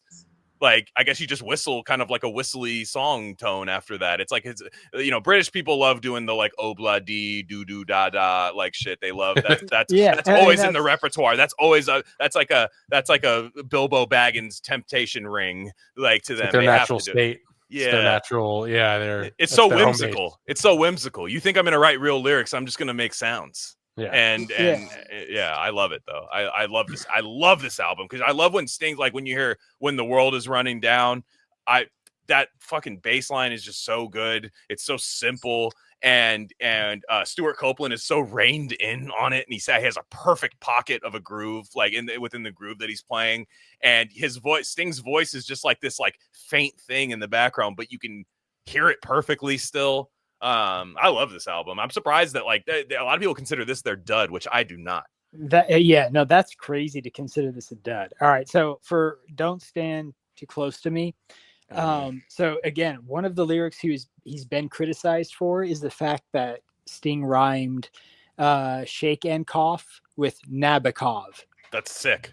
Yeah, that's the best. I mean, that is probably one of his best lyrics. Like, Yeah. I mean, his best rhymes. Yeah. Like, why are people ragging on that? I have no idea. I'm not even going to read to find out. I don't care. Like, actually, that's not how you pronounce it. It's Yeah, Nabokov. Yeah. No, actually, it's Nabokov, because then you have the third Redditor comes in and goes, actually, it's Nabokov. Depends on which translation you read, but it's like, dude, it's Lolita. Like you drop a Lolita reference, that's a genius. You have to do that, and you don't say the fucking word either. You don't say it like, so it's tongue in cheek. So like you have to have kind of read the book, or at least know what the book is, to like get the reference. And I that's great. Like it's like I didn't know what that was when I was a kid.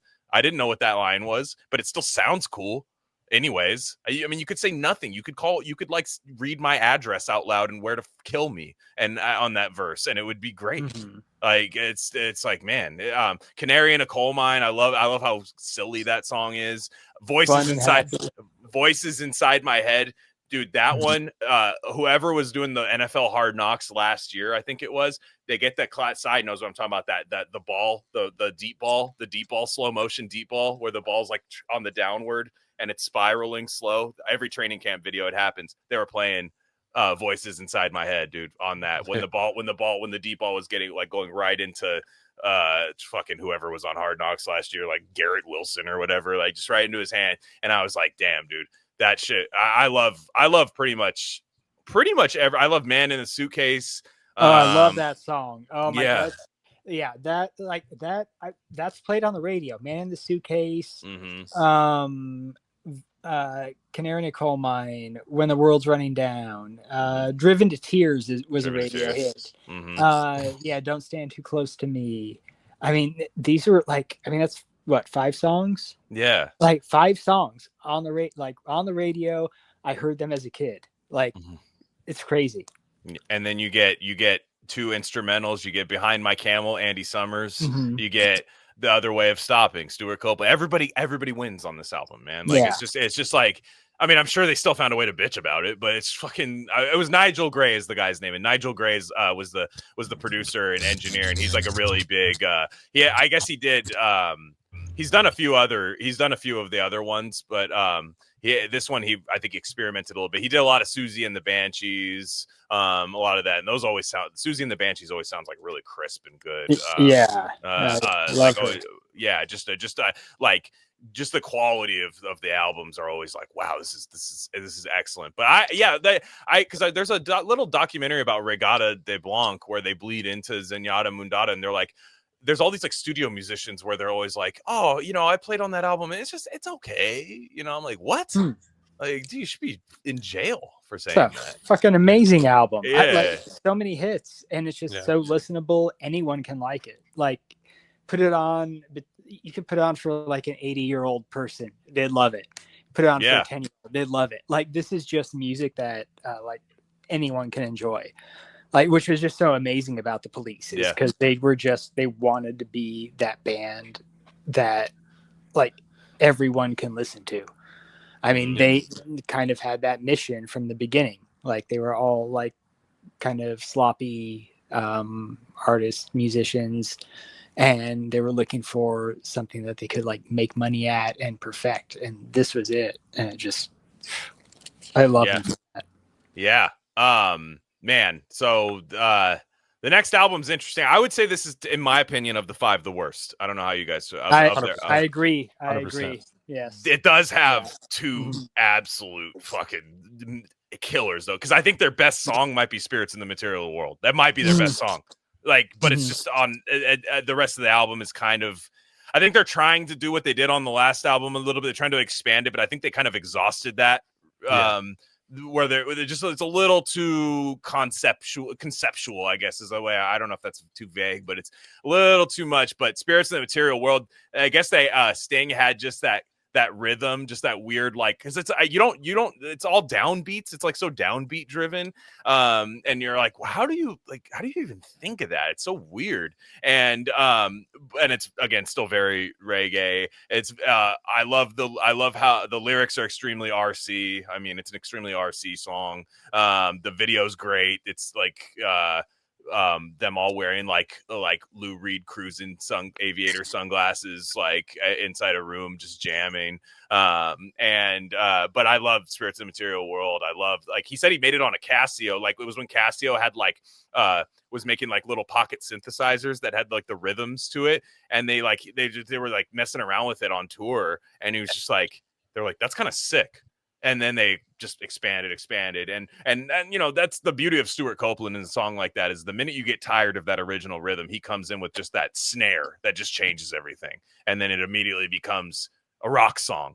I think that's, Stuart Copeland has this kind of like Lawrence of Arabia finger snap element to him, where like he can like do a snap cut the minute you're getting like kind of tired of a certain rhythm.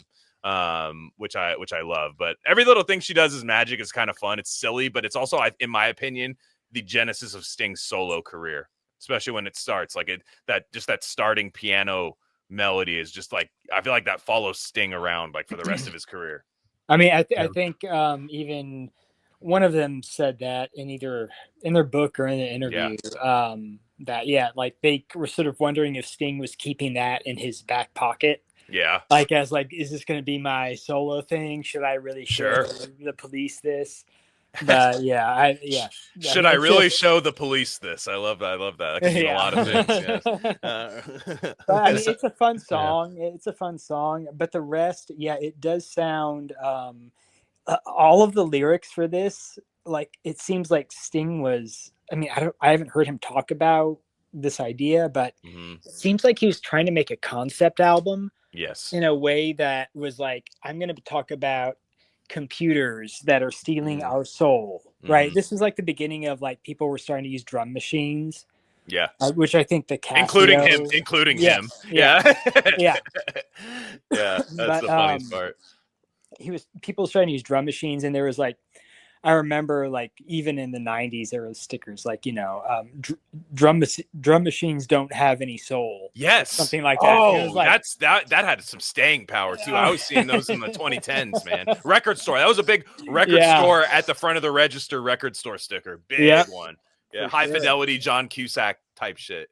Yeah. Yeah. Yeah. And it was that sort of thing. Like electronic music isn't real, which I didn't like a lot of the electronic music coming out, but I'm like, well, it's still music. I don't know, like whatever sounds good. Right. That's what I was into. Yeah. That's a Reddit opinion before Reddit existed, I feel like. This album just sounds like shit. Yeah. It's the vocals they do way too many overdubs and like harmonies, but they're also really quiet. And I was listening on headphones the other day, and it's like it's legit like the worst mastered Police album by far. From a band that like has immaculate other sounding albums. Yeah. Mm-hmm. Yeah. I will say the last track, Darkness, is really good. Yeah, there's some if people listen to just those first two tracks and then the last track, I mean, the rest is good. It's sort of one of those albums that I could put on if I was driving and I wouldn't mind it. But like, look, it is their worst album. It's carried by a big hit. It's carried by one big hit, one small hit, and then the rest of it's like, Demolition Man. Like, you're like, these are just not that. They even call it avant pop. You're like, that's a deal. Don't say that ever. Yeah. But it is like, it still is, in my opinion, just a good album because I mean, I still don't mind any of these songs. It's just when I compare it to what I think about like the rest of their catalog, this is kind of weak. Yeah. And then luckily they snapped right out of it. And in my opinion, made their greatest album and one of the greatest albums in music history, in my opinion. I think I've always loved this album. When I was a kid, I would hear, unfortunately, I mean, I won't say unfortunately, because I do think this was a good way to hear a band. But I was raised, my parents have done many music consolidations of their life. They had vinyl. Just as I remember, my parents' vinyl collection was crazy. It was just like records upon records upon records in the thing. And they were like, yeah, have at it. We have CDs now, you retard. And we have iPods and whatever. And then after a while, they got into CDs. Then they got into greatest hits CDs. So like the 20th century ones where you would get them at like Target or whatever, Best Buy, and it would just be like the 20th century 20th century it was kind of like the spiritual sibling of like PlayStation 2's greatest hits like games. Like it was kind of just this like, that's great. Like it was great that you could do that because to their mind it was like, I hated having when I only wanted to hear like 10 songs from this band, because you have to realize they grew up listening to singles before they bought the albums. So the singles had the staying power to them more than the albums. I think we like albums more because we grew up on CDs. And so like they would want, like, I would listen, long story short, I would listen to the Police greatest hits. And then you realize, like, I was like, man, a lot of my favorite songs are from this album. Like, and then I realized, and then I remember buying this album from Streetlight Records for like $8 on CD. I remember, and I think it's perfect. I think it's still perfect. It's got like really crazy, like big ideas that all work. And I mean, even the first song, like Synchronicity 1, like when you first hear it, like, man, what do you guys like? If that was the first song I heard after like maybe not liking the last time, I'd be like, man, these guys are cooked. And then immediately when that groove comes in, I'm like, yep. Nope, they're back. But then you get Walking in Your Footsteps, which the live version of that always crushes at stadiums. Miss Gradenko is like Dostoevsky, Stuart Copeland, Dostoevsky ass song, which is great. And then okay, you like that one? I like every song on this album. Right, For me, Miss Gradenko was a miss. I did love Oh My God and also Oh My God. Mother is I think it's Andy Summers album or Andy Summers song. Yes. And it sounds like this sort of crazy birthday party, Nick Cave type sound, this like crazy, like post-punk, no wave-ish stuff that's going on.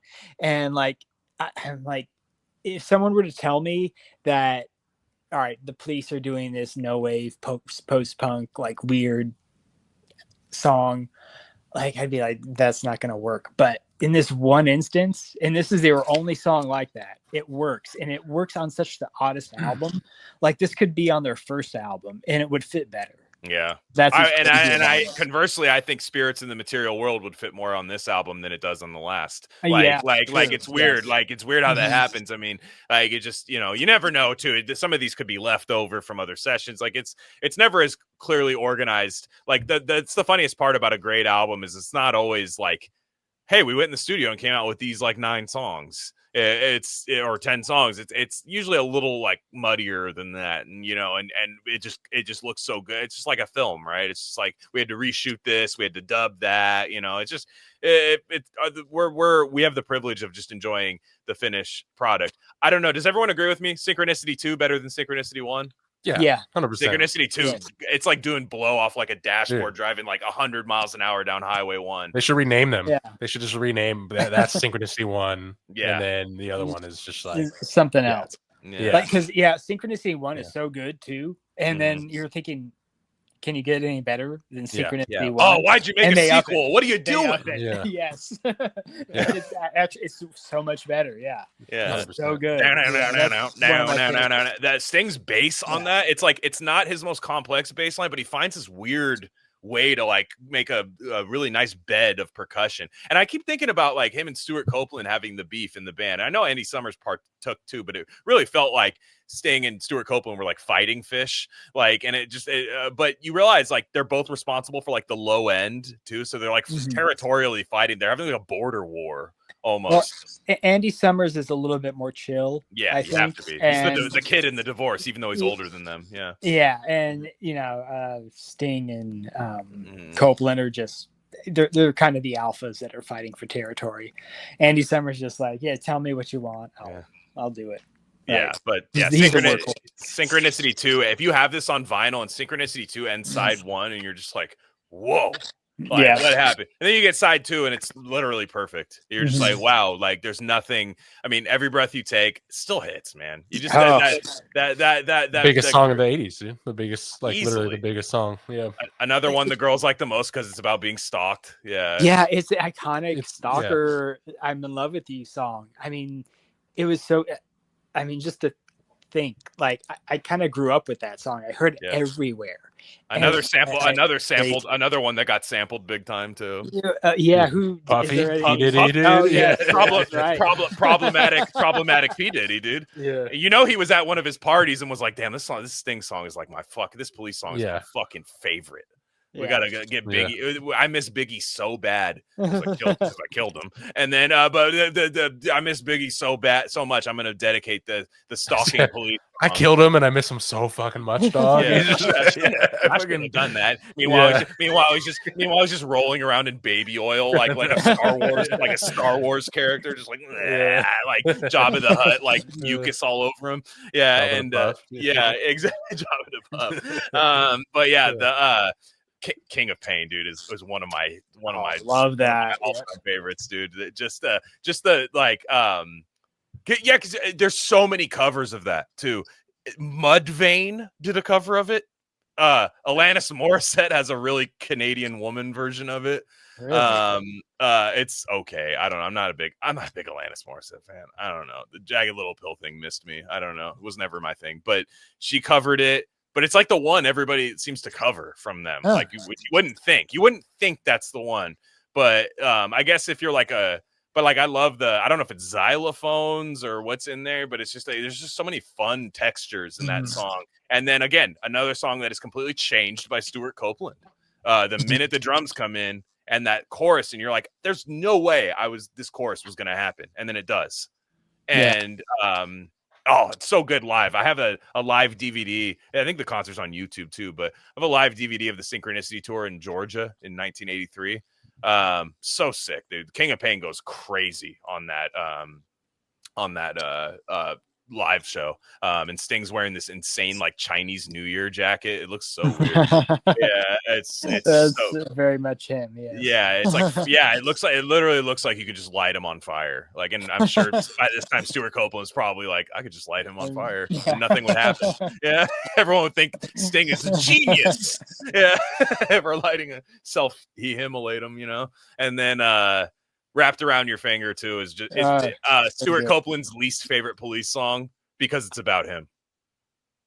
Really? Yes, think about it. So at first, You Consider Me a Young Apprentice. You think it's a love song, right? Like, you consider me da da da da. But then he switches the narrator a little bit, or switches the dynamic, I should say, towards the end. You'll be wrapped around my finger, because at the beginning, Sting is the he doesn't know anything. He's this front man and everything. And then at the end, it's like, you'll be wrapped around my finger, because by this time it is Sting's group. And Stuart Copeland was like, the song's gay. It shouldn't make the album. I don't think it fits. But it does. If it's really tight. I thought they were talking about like a woman apprentice. I just figured. Yeah, I didn't. Yeah, the woman's name is Shirley Copeland. Yeah. It's a girl I met on tour. It's a girl. The band, the drummer in my band acts like a girl, and that's what it's about. Yeah, that's what I figured. So yeah, I had. This is from Stuart Copeland's mouth, by the way. On the this is his take on it. So it's not even like he's like fuck that song. And I remember he said it like 3 or 4 times, and Rick Beato goes, you don't like that song? He's like, this song rules, and you get to play all your little tiny cymbals that you love on it. You get to go the little splashy tiny cymbals, little Diddy Kong cymbals, and like you get to do that. And he's like, yeah, it's terrible. But I think it's great. I think it's, again, another song where they just speed it up at the exact right time, just when you're done with it. They speed it up. Tea in the Sahara this is where we're getting 90s desert Sting. Love it. Yeah, it's a precursor to what he would become with Fields of Gold, and again, it very desert or island, like that seems to be his mode. You know, So, because mate, what's really the difference, mate? We're all locked in, we're all trapped. We're landlocked, or we just see the pastures, just sand everywhere, mate. Like Or if it's a fantasy because he's literally just grown up in foggy ass London town or whatever. It's like Newcastle, dude. There was literally a giant ship at the end of his house. It's literally one of those like British, like fucking one of those like fat people with like melted candle wax skin, like drinking at a he's from one of those towns, dude. You see the game yesterday. Just like those towns, like you see the new Lily Phillips. She's better than that bony blue twat. But he's you have that one up your sleeve. I don't know. I don't know why. It's like it's probably annoying at this point, but it fucking kills me every time. And we cover it rolls off the tongue, dude. Yeah, because it's almost Pirates of the Caribbean guy, but like it's still not, But no, no, they showed where he grew up in Newcastle. It's just like one of those like towns where there's a fucking massive boat at the end of it.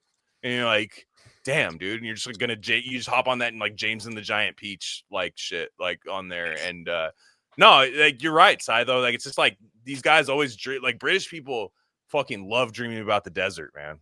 Yeah. They just love it. Desert and islands. Yeah, no, that's truth. Yeah. And last song on there, Murder by Numbers. Oh, I love this song. Banger. Andy Summers, that was on again. Another that's on the radio re-release, right? Because that was the B-side of. If you're on streaming, it's technically a bonus track. It's a bonus track, but it's on the if you're on Apple Music, it's on there. That is one of the best. Sorry, I totally cut you off. That is one of the best Police songs of all time. Yes, killer.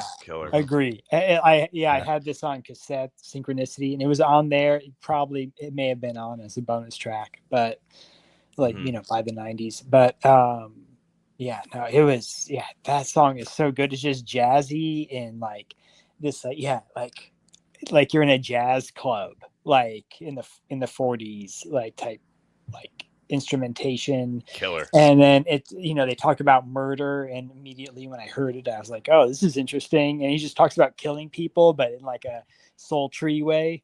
And it's just, it's so good. Yeah. And also at the very end, applause. They kind of pause, like they're in the studio, and you hear that applause, and that's the last track off their final album. And that's, I don't know. I think the applause is kind of beautiful.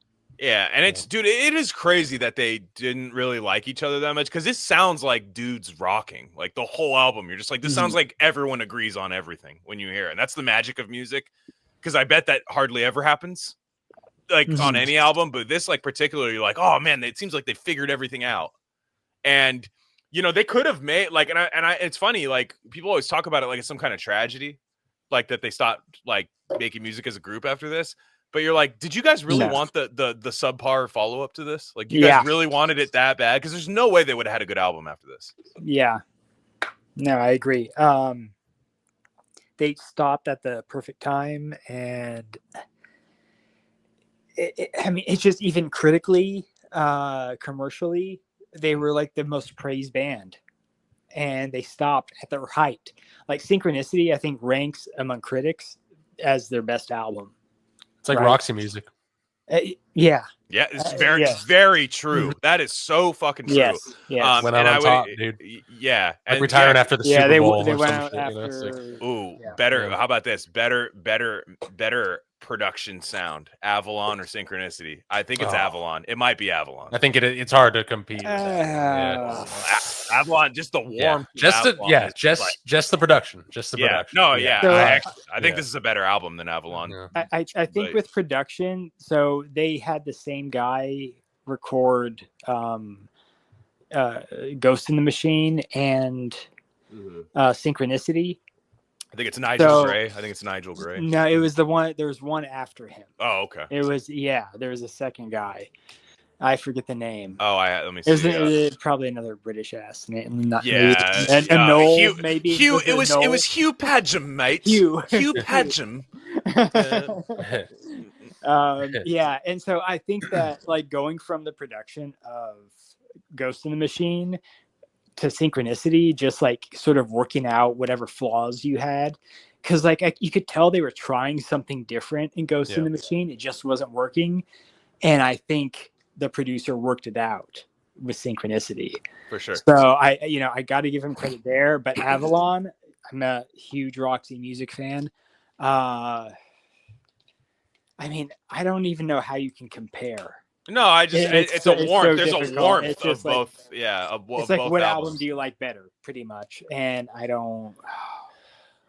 probably have to go with Synchronicity, but it's also probably more for like nostalgic feelings.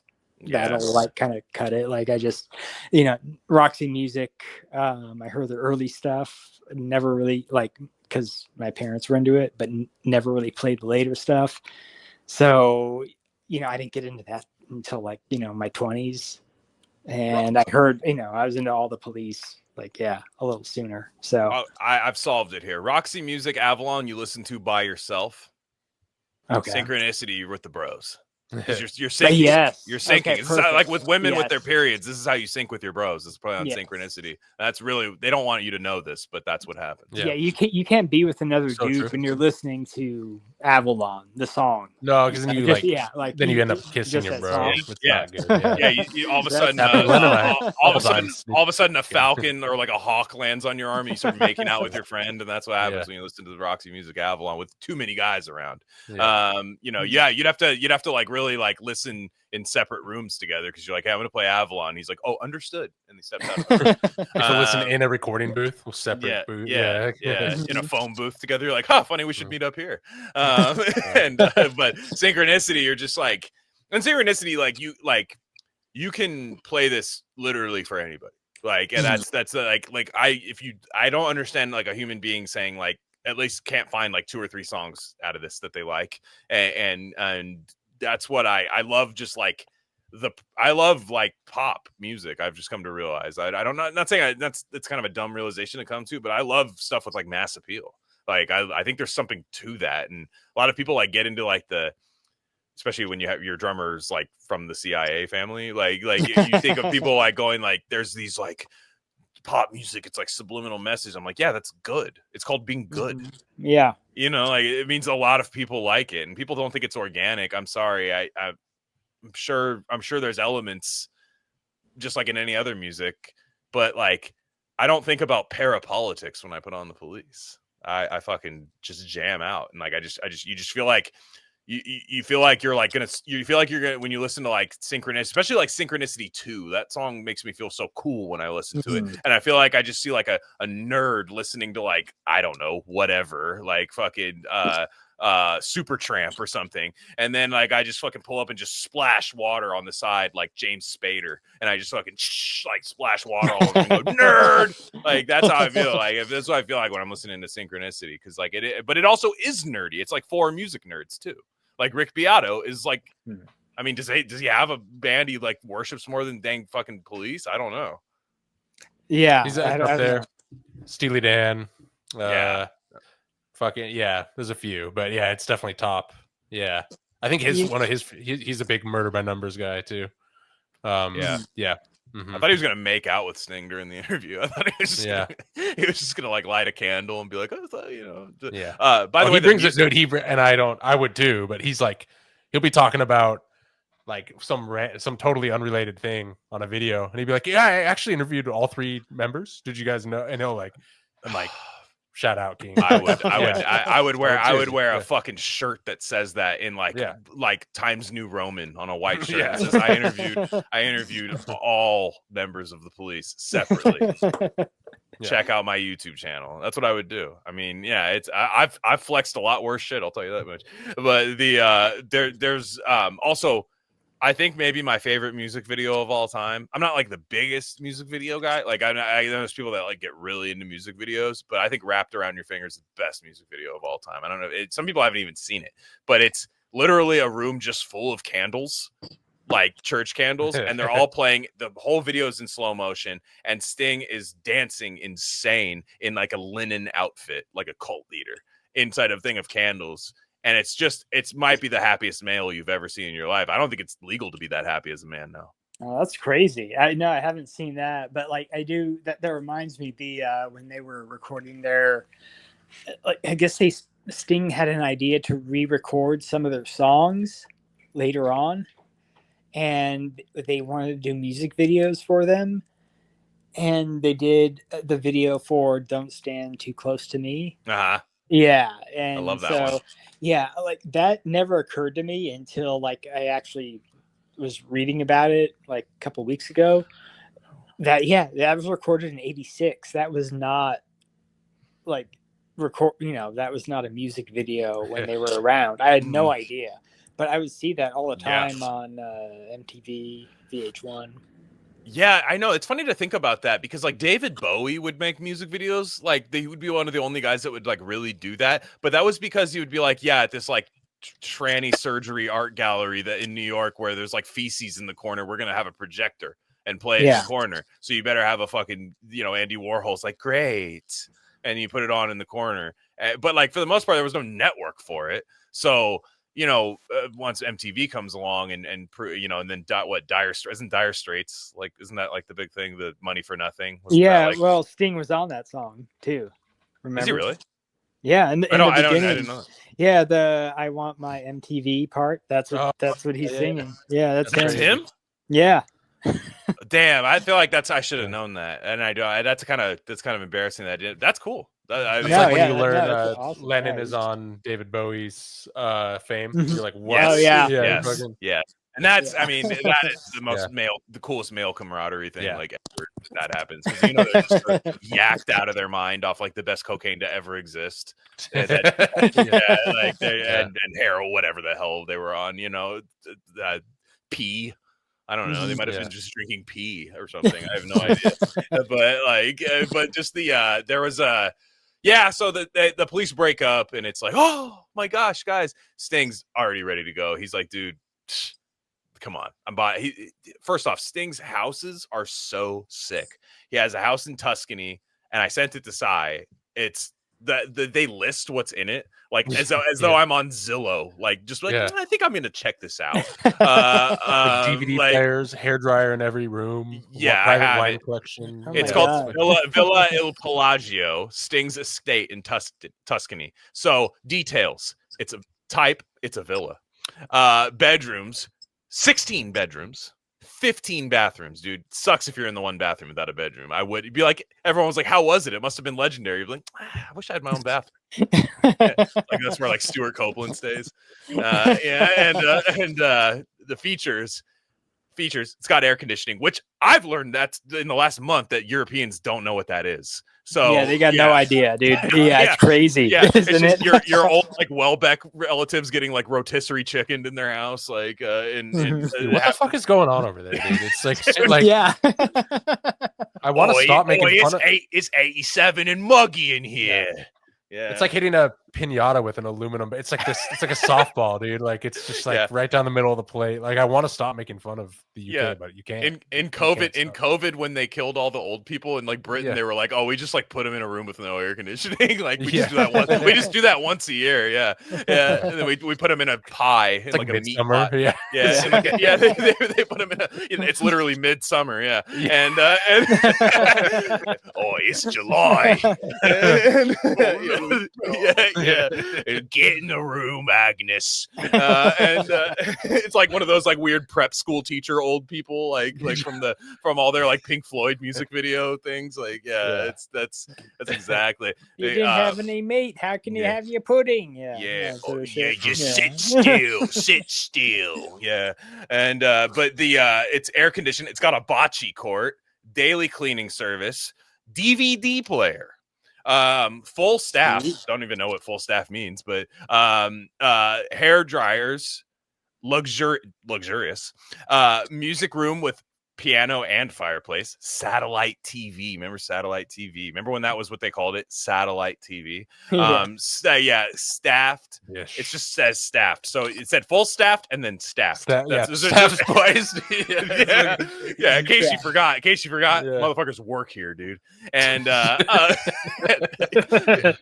it's like it's like haunted too. They're like, it's staffed, full staff, and it's staffed. And then it's like some John Cleese, nearly headless Nick guy. And then telephone, washer and dryer, probably just one, too, I'd imagine, in your 16 bedroom, 15 bathroom. He has a wine library with a private collection of Tuscan Italian wines.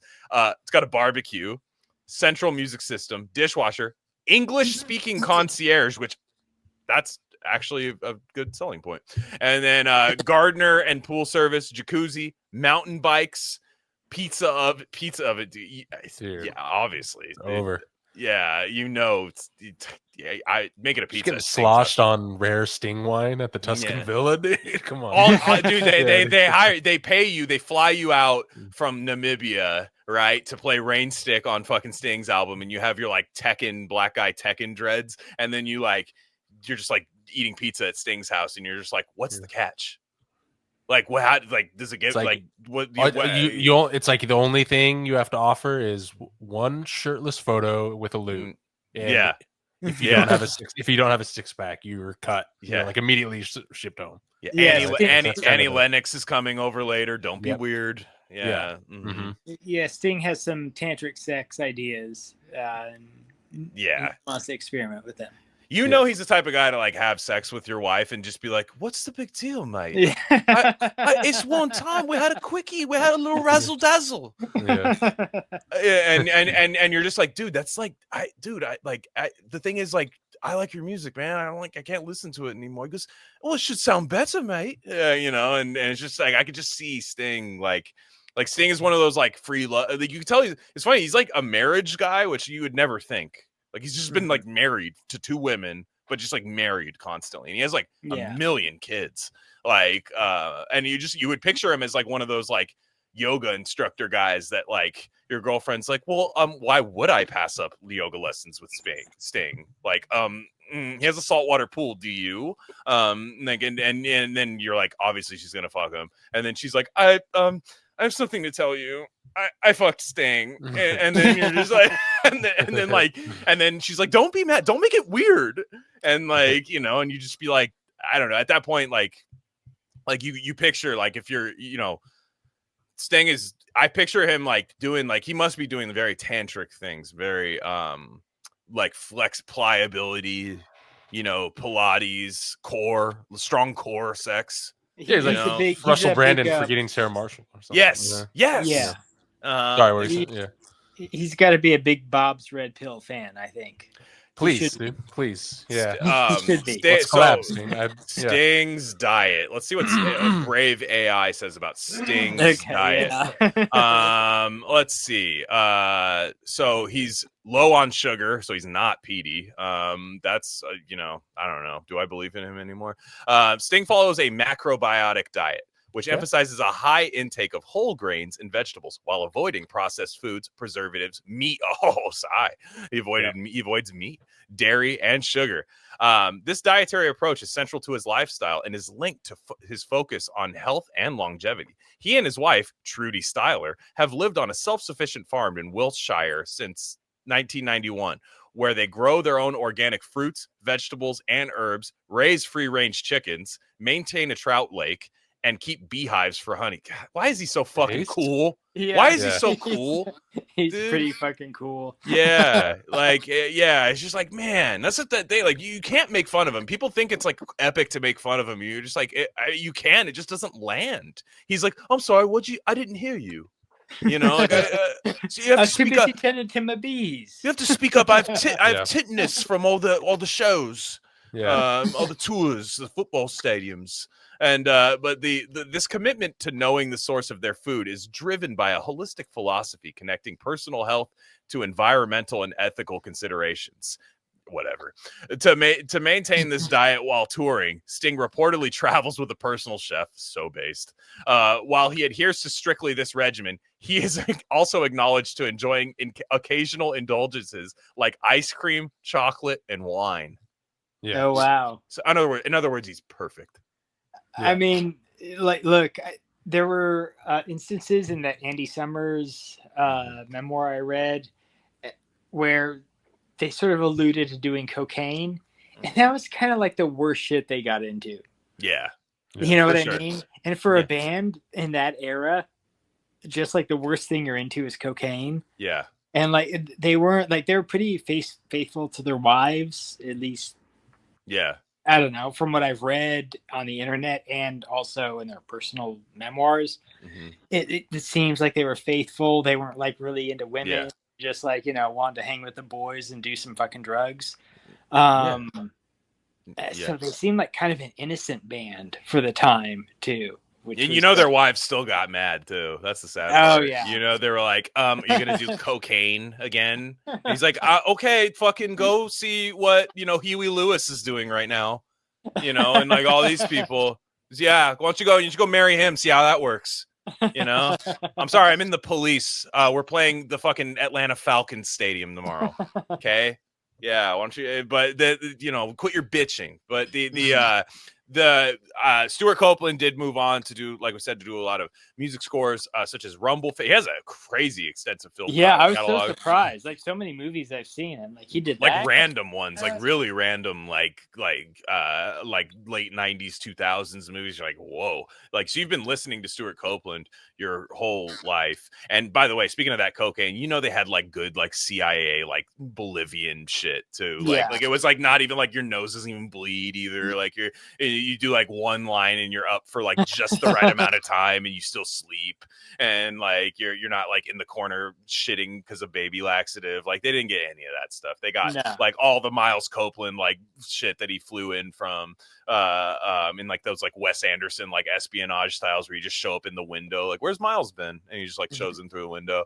But the Stuart Copeland did make the Spyro soundtrack, which I was not a game I played growing up. My wife has played all the Spyros, and she did not know that was him, and she was like, "This is awesome." When we watch, there's a good video of it where he's like messing around with like computers and like just like doing like where you click the like notes and stuff and like click the little bars show up on the like rim shot here, and just doing all that. And the Spyro soundtrack does go kind of hard, and it really fits the game. And I think he should be proud of that. And he played it too. That's the best part, is like he actually sat there like playing the game. which I don't know that all musicians do that. Yeah, that is that the game with the The pink dragon flies thing? around Okay. shooting fire. It's like, Okay. yeah. Okay. I didn't play it growing. I remember it being a thing. Like I remember a lot of people like really being into it. But my wife said that's one of the from her childhood one of the best for sure. Okay, Like, I'm probably a little bit too old for that, so I was like, I've seen the image, I think, yeah, spider. Oh, yeah, yeah. The dragon. very So, very yeah. fun looking dragon. He's looks like a real fun time playing Spyro. Yeah. Probably not gonna do it, but yeah, he does. That's like the one. If we didn't mention that in the episode, I know we've done it a couple of times. People would like freak out. They're like, "You didn't talk about the Spyro thing." Andy Summers just makes like elevator jazz albums. Like it's just him like So- with like, yeah, isn't that what he does? Like he just went back to his roots. So I would recommend like the albums with him and Robert Fripp are actually really good. Sick, dude. He does some other stuff, it's hit and miss really. Mhm. It's guitar jazz, so if you're Yeah. into instrumental kind of jamming on like blues, jazz, guitar, Yeah, like yeah. ambient smooth rock type stuff, check it out. But it's not for everyone, but it is what he wanted to do. Like he is just focused on playing jazz. He always has been. And just like Stuart Copeland was focused on, like, he hated jazz. Yeah. And eventually, what does he come around to? More classical performances. And he's making like operas in France or Italy or something like that. And so that's how he makes money. And that's what they're doing now. Yeah, I mean, he probably has enough on royalties for his film compositions. Oh yeah. Where he does not have to worry. And plus, the Copeland Family Trust is probably doing pretty well too. I would yes. imagine. Yeah. When the fact that he grew up in Lebanon and just had or wherever. Dude, the best is when he talks about, he goes, "Oh, it was so crazy. My life was so mysterious. I didn't know that my dad and brother and or whatever, all these people were secret agents.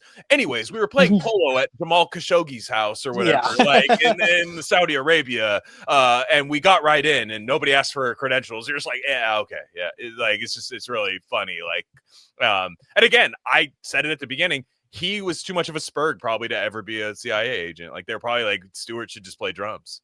Like, he would give up the game quick. Yeah, and that's the other crazy thing is he like played polo. Like, who the fuck? No one plays polo. Yeah, like, he has to be the only famous rock musician that's played polo. That's crazy. Didn't he break his collarbone when they were gonna redo a lot of their songs for like a greatest hits album or some sort of like re-release? It was a big thing, and I remember in like the 80s and 90s was a lot of like re-release, reworkings of stuff under new recording stuff. But he couldn't play because he broke his collarbone playing polo, and so they had a drum machine. They sound terrible. They sound awful. I've heard a few of them. You're like, wow, this is. I mean, I will say, as much as I rag on Stuart Copeland, he is very essential. But that's part of being a band. That's part of being a trio, though. Is like, I think it keeps you disciplined, right? Because there's only so much you can really do as a trio. Like, I feel like there were many moments they could have overexpanded as a band. And I know, obviously, you have access to studio musicians, all that stuff, but I think the trio keeps you grounded, I think, a lot of times. And these are kind of all big brain dudes, I think, that needed a little bit of that. So I always thought that was kind of a good idea. I'm glad they didn't bring that French guy for be a separate guitarist. Oh, yeah. No, that would have been a horrible idea. I mean, they were just the best band that could have existed at that time. I mean, they were called the New Beatles Revolution, right? Mm-hmm. They were called like the second Beatles. And, I mean, that was crazy. I don't hate that. As a Beatles diehard, I don't. If you're gonna pick a band, though it was only 2/3 British. But still, it's still pretty much British. But still, like, I never thought of them as a British band. Like, they don't sound British. No. As you would imagine British bands to sound. They, it was, I think growing up, I mean, I can't really tell you when I found out they were British, but I know I didn't think they were British originally. Mm-hmm. Yeah. I have to give a shout out to Englishman in New York. It's such a funny song. I love it though. Like you hear it, and you're like, that's an old when- Glenn and Yeah. Sky, we joke about that. yeah, because we it's the gayest concept for a song of all time. It's just like, oh, where's the coffee? Where's the tea? It's only coffee here. Like you're just like, Yeah. dude, you're not in fucking like the Nick. Like you fucking like I'm sure they have what you want. Like it's not like 1910 New York or 1899 New York. But it's also everyone loves you. It's not like you're like I some know. oppressed fucking exactly. I know, and someone's like, "There's that fucking fag. Fuck him. I fucking hate that guy." Yeah, like is the guy mad at like the Revolutionary War in like Bushwick or something? Like, Yeah. fucking turncoat. Fuck. You know, like I love the concept of that song where it's like he's been popular for like a decade at this point, and he's like, "I'm just an alien, mate." You know, like but again, hilarious concept, kind of tongue-in-cheek, ironic, great execution. It's just a fun song. He like redid it too, like with because he makes music with Shaggy now. Like Sting literally makes albums with Shaggy and like tours with him and does like Vegas like EDM. Really? Wow. And like I hope he still brings out the Jamaican voice. He better. Dude, if Sting comes here in Vegas, I will definitely get a ticket. Dude, I tried. He performs with a symphony here at San Francisco. It was at this like very prestigious concert hall. It was like $800 a ticket because it was like him and a symphony, and it's like we're trying to give kids food. You know, like it's just one of those like vague things. You're like, Yeah. Okay, I don't think that's what this is gonna do, but yeah, it's like just this that is amazing. I still, like I said, I love the Desert Rose. I think it's the Desert Rose album, but my mom had that. Everyone's mom had that album late 90s, but with the fucking Middle Eastern like and the whole video is just like basically a proto Matthew McConaughey Lincoln commercial, and it's just Sting pensively in the back of a sedan and a desert, and then the desert guy just like fucking the beginning of like a Iraq war movie basically. And but that dude, if you play that song on a good sound system, bangs. Yeah, I love that was another time like a very Sting time, because at that time I think around that time you had the Santana, the album with like Rob Thomas, the fusion kind of album. Like those it was kind of funny to look back on, but you're like, man, we were in such a post-racial fun society at that time. Like everything was great back then. It was the best time. 1999, 2000. Yeah. And then 2 planes hit the towers. Yeah, and then everything just fucking collapsed. I know schizos, if they listen to the schizo people, if they listen to Stuart Copeland's audiobook, which I can't say I recommend. I didn't find it all that informative, but it was informative if you're going on Rare Candy to talk about the police. Even then I still found it maybe a little vestigial to the canon here, but yeah, there was like he's always like he had this one thing where it's like, if you are like a CIA music maximalist, which I am not, but if you are, it is a really not funny story, but like he's like, yeah, and I'm in New York, and all of a sudden 2 planes hit the towers, and you're just like, what? And then he's like, and my son, who was only 10 blocks from there, and you're like, and you're just like, you're thinking like, yeah, I mean, I guess it's not impossible, but like even me, I was just like, yeah, if I'm not exactly one of those like the CIA made everything. Like I'm not exactly one of those people, though I'm probably a centrist on the matter. But it was just funny, just like, yeah. And then in 2001, and then meanwhile, like Sting's just in like Tuscany in 2001. He's like, dude, I don't even know what towers are, dude. We don't even have those. We have villas, dude. We have villas with staff and full staff. So that's any last thoughts about the police, Sting, Summers, Copeland? I think we got it, man. I think that's it, man. Yeah, no. Easy research, dude. This is the most easy yet fruitful researched band, because there's 5 albums. They don't have like, they're not like a 60s band where they have these like throwaway albums you have to go find. You know, like bootlegs that they did at like Aleister Crowley's fucking house or something. Like they don't have any of that stuff. They just have a drummer who's in the CIA. That's it. That's the only thing. And even then, like you can, I guess Matt Fresta, when we were doing like an episode of Psyops, he was saying he read like a Miles Copeland book, I think it was, and it was just like talking about killing people constantly, just the whole time. Just that checks out. Yeah. No, he was a beast for sure, and it's like they were like high up in that ranking. But yeah, I think, you know, our next big music episode is going to be the Rolling Stones, which that takes some damn time. I'll tell you that is an intimidating. There's so many concerts, so many DVDs, and they're all fantastic. But it's just like, wow, that one takes a little bit of time. So that'll be the next one. I'm glad to have one that was just like I already knew a lot about the band, learned a little bit more, and got to listen to these albums again, which none of them was really. They were all still very fresh in my mind. That's kind of one of the things about like the Police. It's just like it's 5 albums. You've heard songs on every single one. Like I guarantee you, 5 songs on every album except maybe Ghost in the Machine. You've heard like, it's just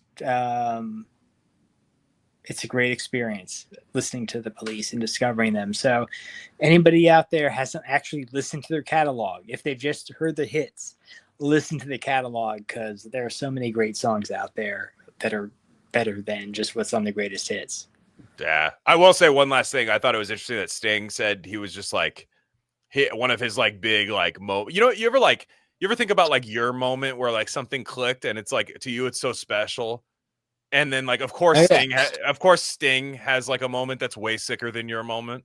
You know, like of course, like because of course, dude, like his moment is in 1967. He saw Hendrix at like a pub, like just shredding at a pub, and he was like, you know, he's having a pint, and Hendrix is just like shredding at this, like, you know, like those like dusty like Jimi Hendrix like England shows that you always hear about in like in like the late 60s, where there's like these nefarious like drug dealer guys just like standing around, and very like beginning of Quadrophenia kind of vibes, and he just sees like Hendrix just like shredding, and then like you don't hear him talk about Hendrix like ever. He's just like, yeah, that was tight, but that's when it all clicked for me. But then, like, what do you think of Jimi Hendrix? Oh, I saw him once. He was cool. You're like, oh, yeah. I mean, that's the same with like, I mean, Andy Summers had a similar story about Hendrix. Like, he's just like, and like he had to think of it. It wasn't like, you know, he's like, oh yeah, I think I remember. So he was wearing this hat, and like it was this story. This hat. Yeah, he had this hat. They had the hat with the feather, you know. And like he had to bring up these details that sounds like he's making it up. I mean, I know he's not. I know he's not. Was he the black chap? I can't remember. Was he the black chap? And it's funny because it was just some random black dude. It was just some random black dude. He saw a guy named Jim. The guy's name was just Jim. Tom Sawyer. Yeah, but anyway, what were you gonna say about Hendrix? Oh well, Jimi Hendrix's his favorite band was like King Crimson and Robert Fripp, which is kind of weird. Oh, really? Yeah. Hendrix had interesting taste for a guy like. I mean, he said he would literally soy face in the front row, and she'd be like, "Whoa, dude!" Like fucking Robert Fripp just so there's a little circular. That would be weird too. Like if you were Robert Fripp, you'd be like, "Dude, stop, cut it out." Like, well, his whole thing is they would sit for. He's like decided. He's like, I'm a sitting guitarist. I won't stand for any more shows. So he just had like the fucking stool, and that was his thing, which is like respect. You got to know who you are. Yeah, as a guitarist. But So anyway, and then ergonomic. Yeah, it's ergonomic. Yeah, it is. Yeah. So yeah, you should get like a sick like office chair, dude. Like if you play like it's like a gamer chair.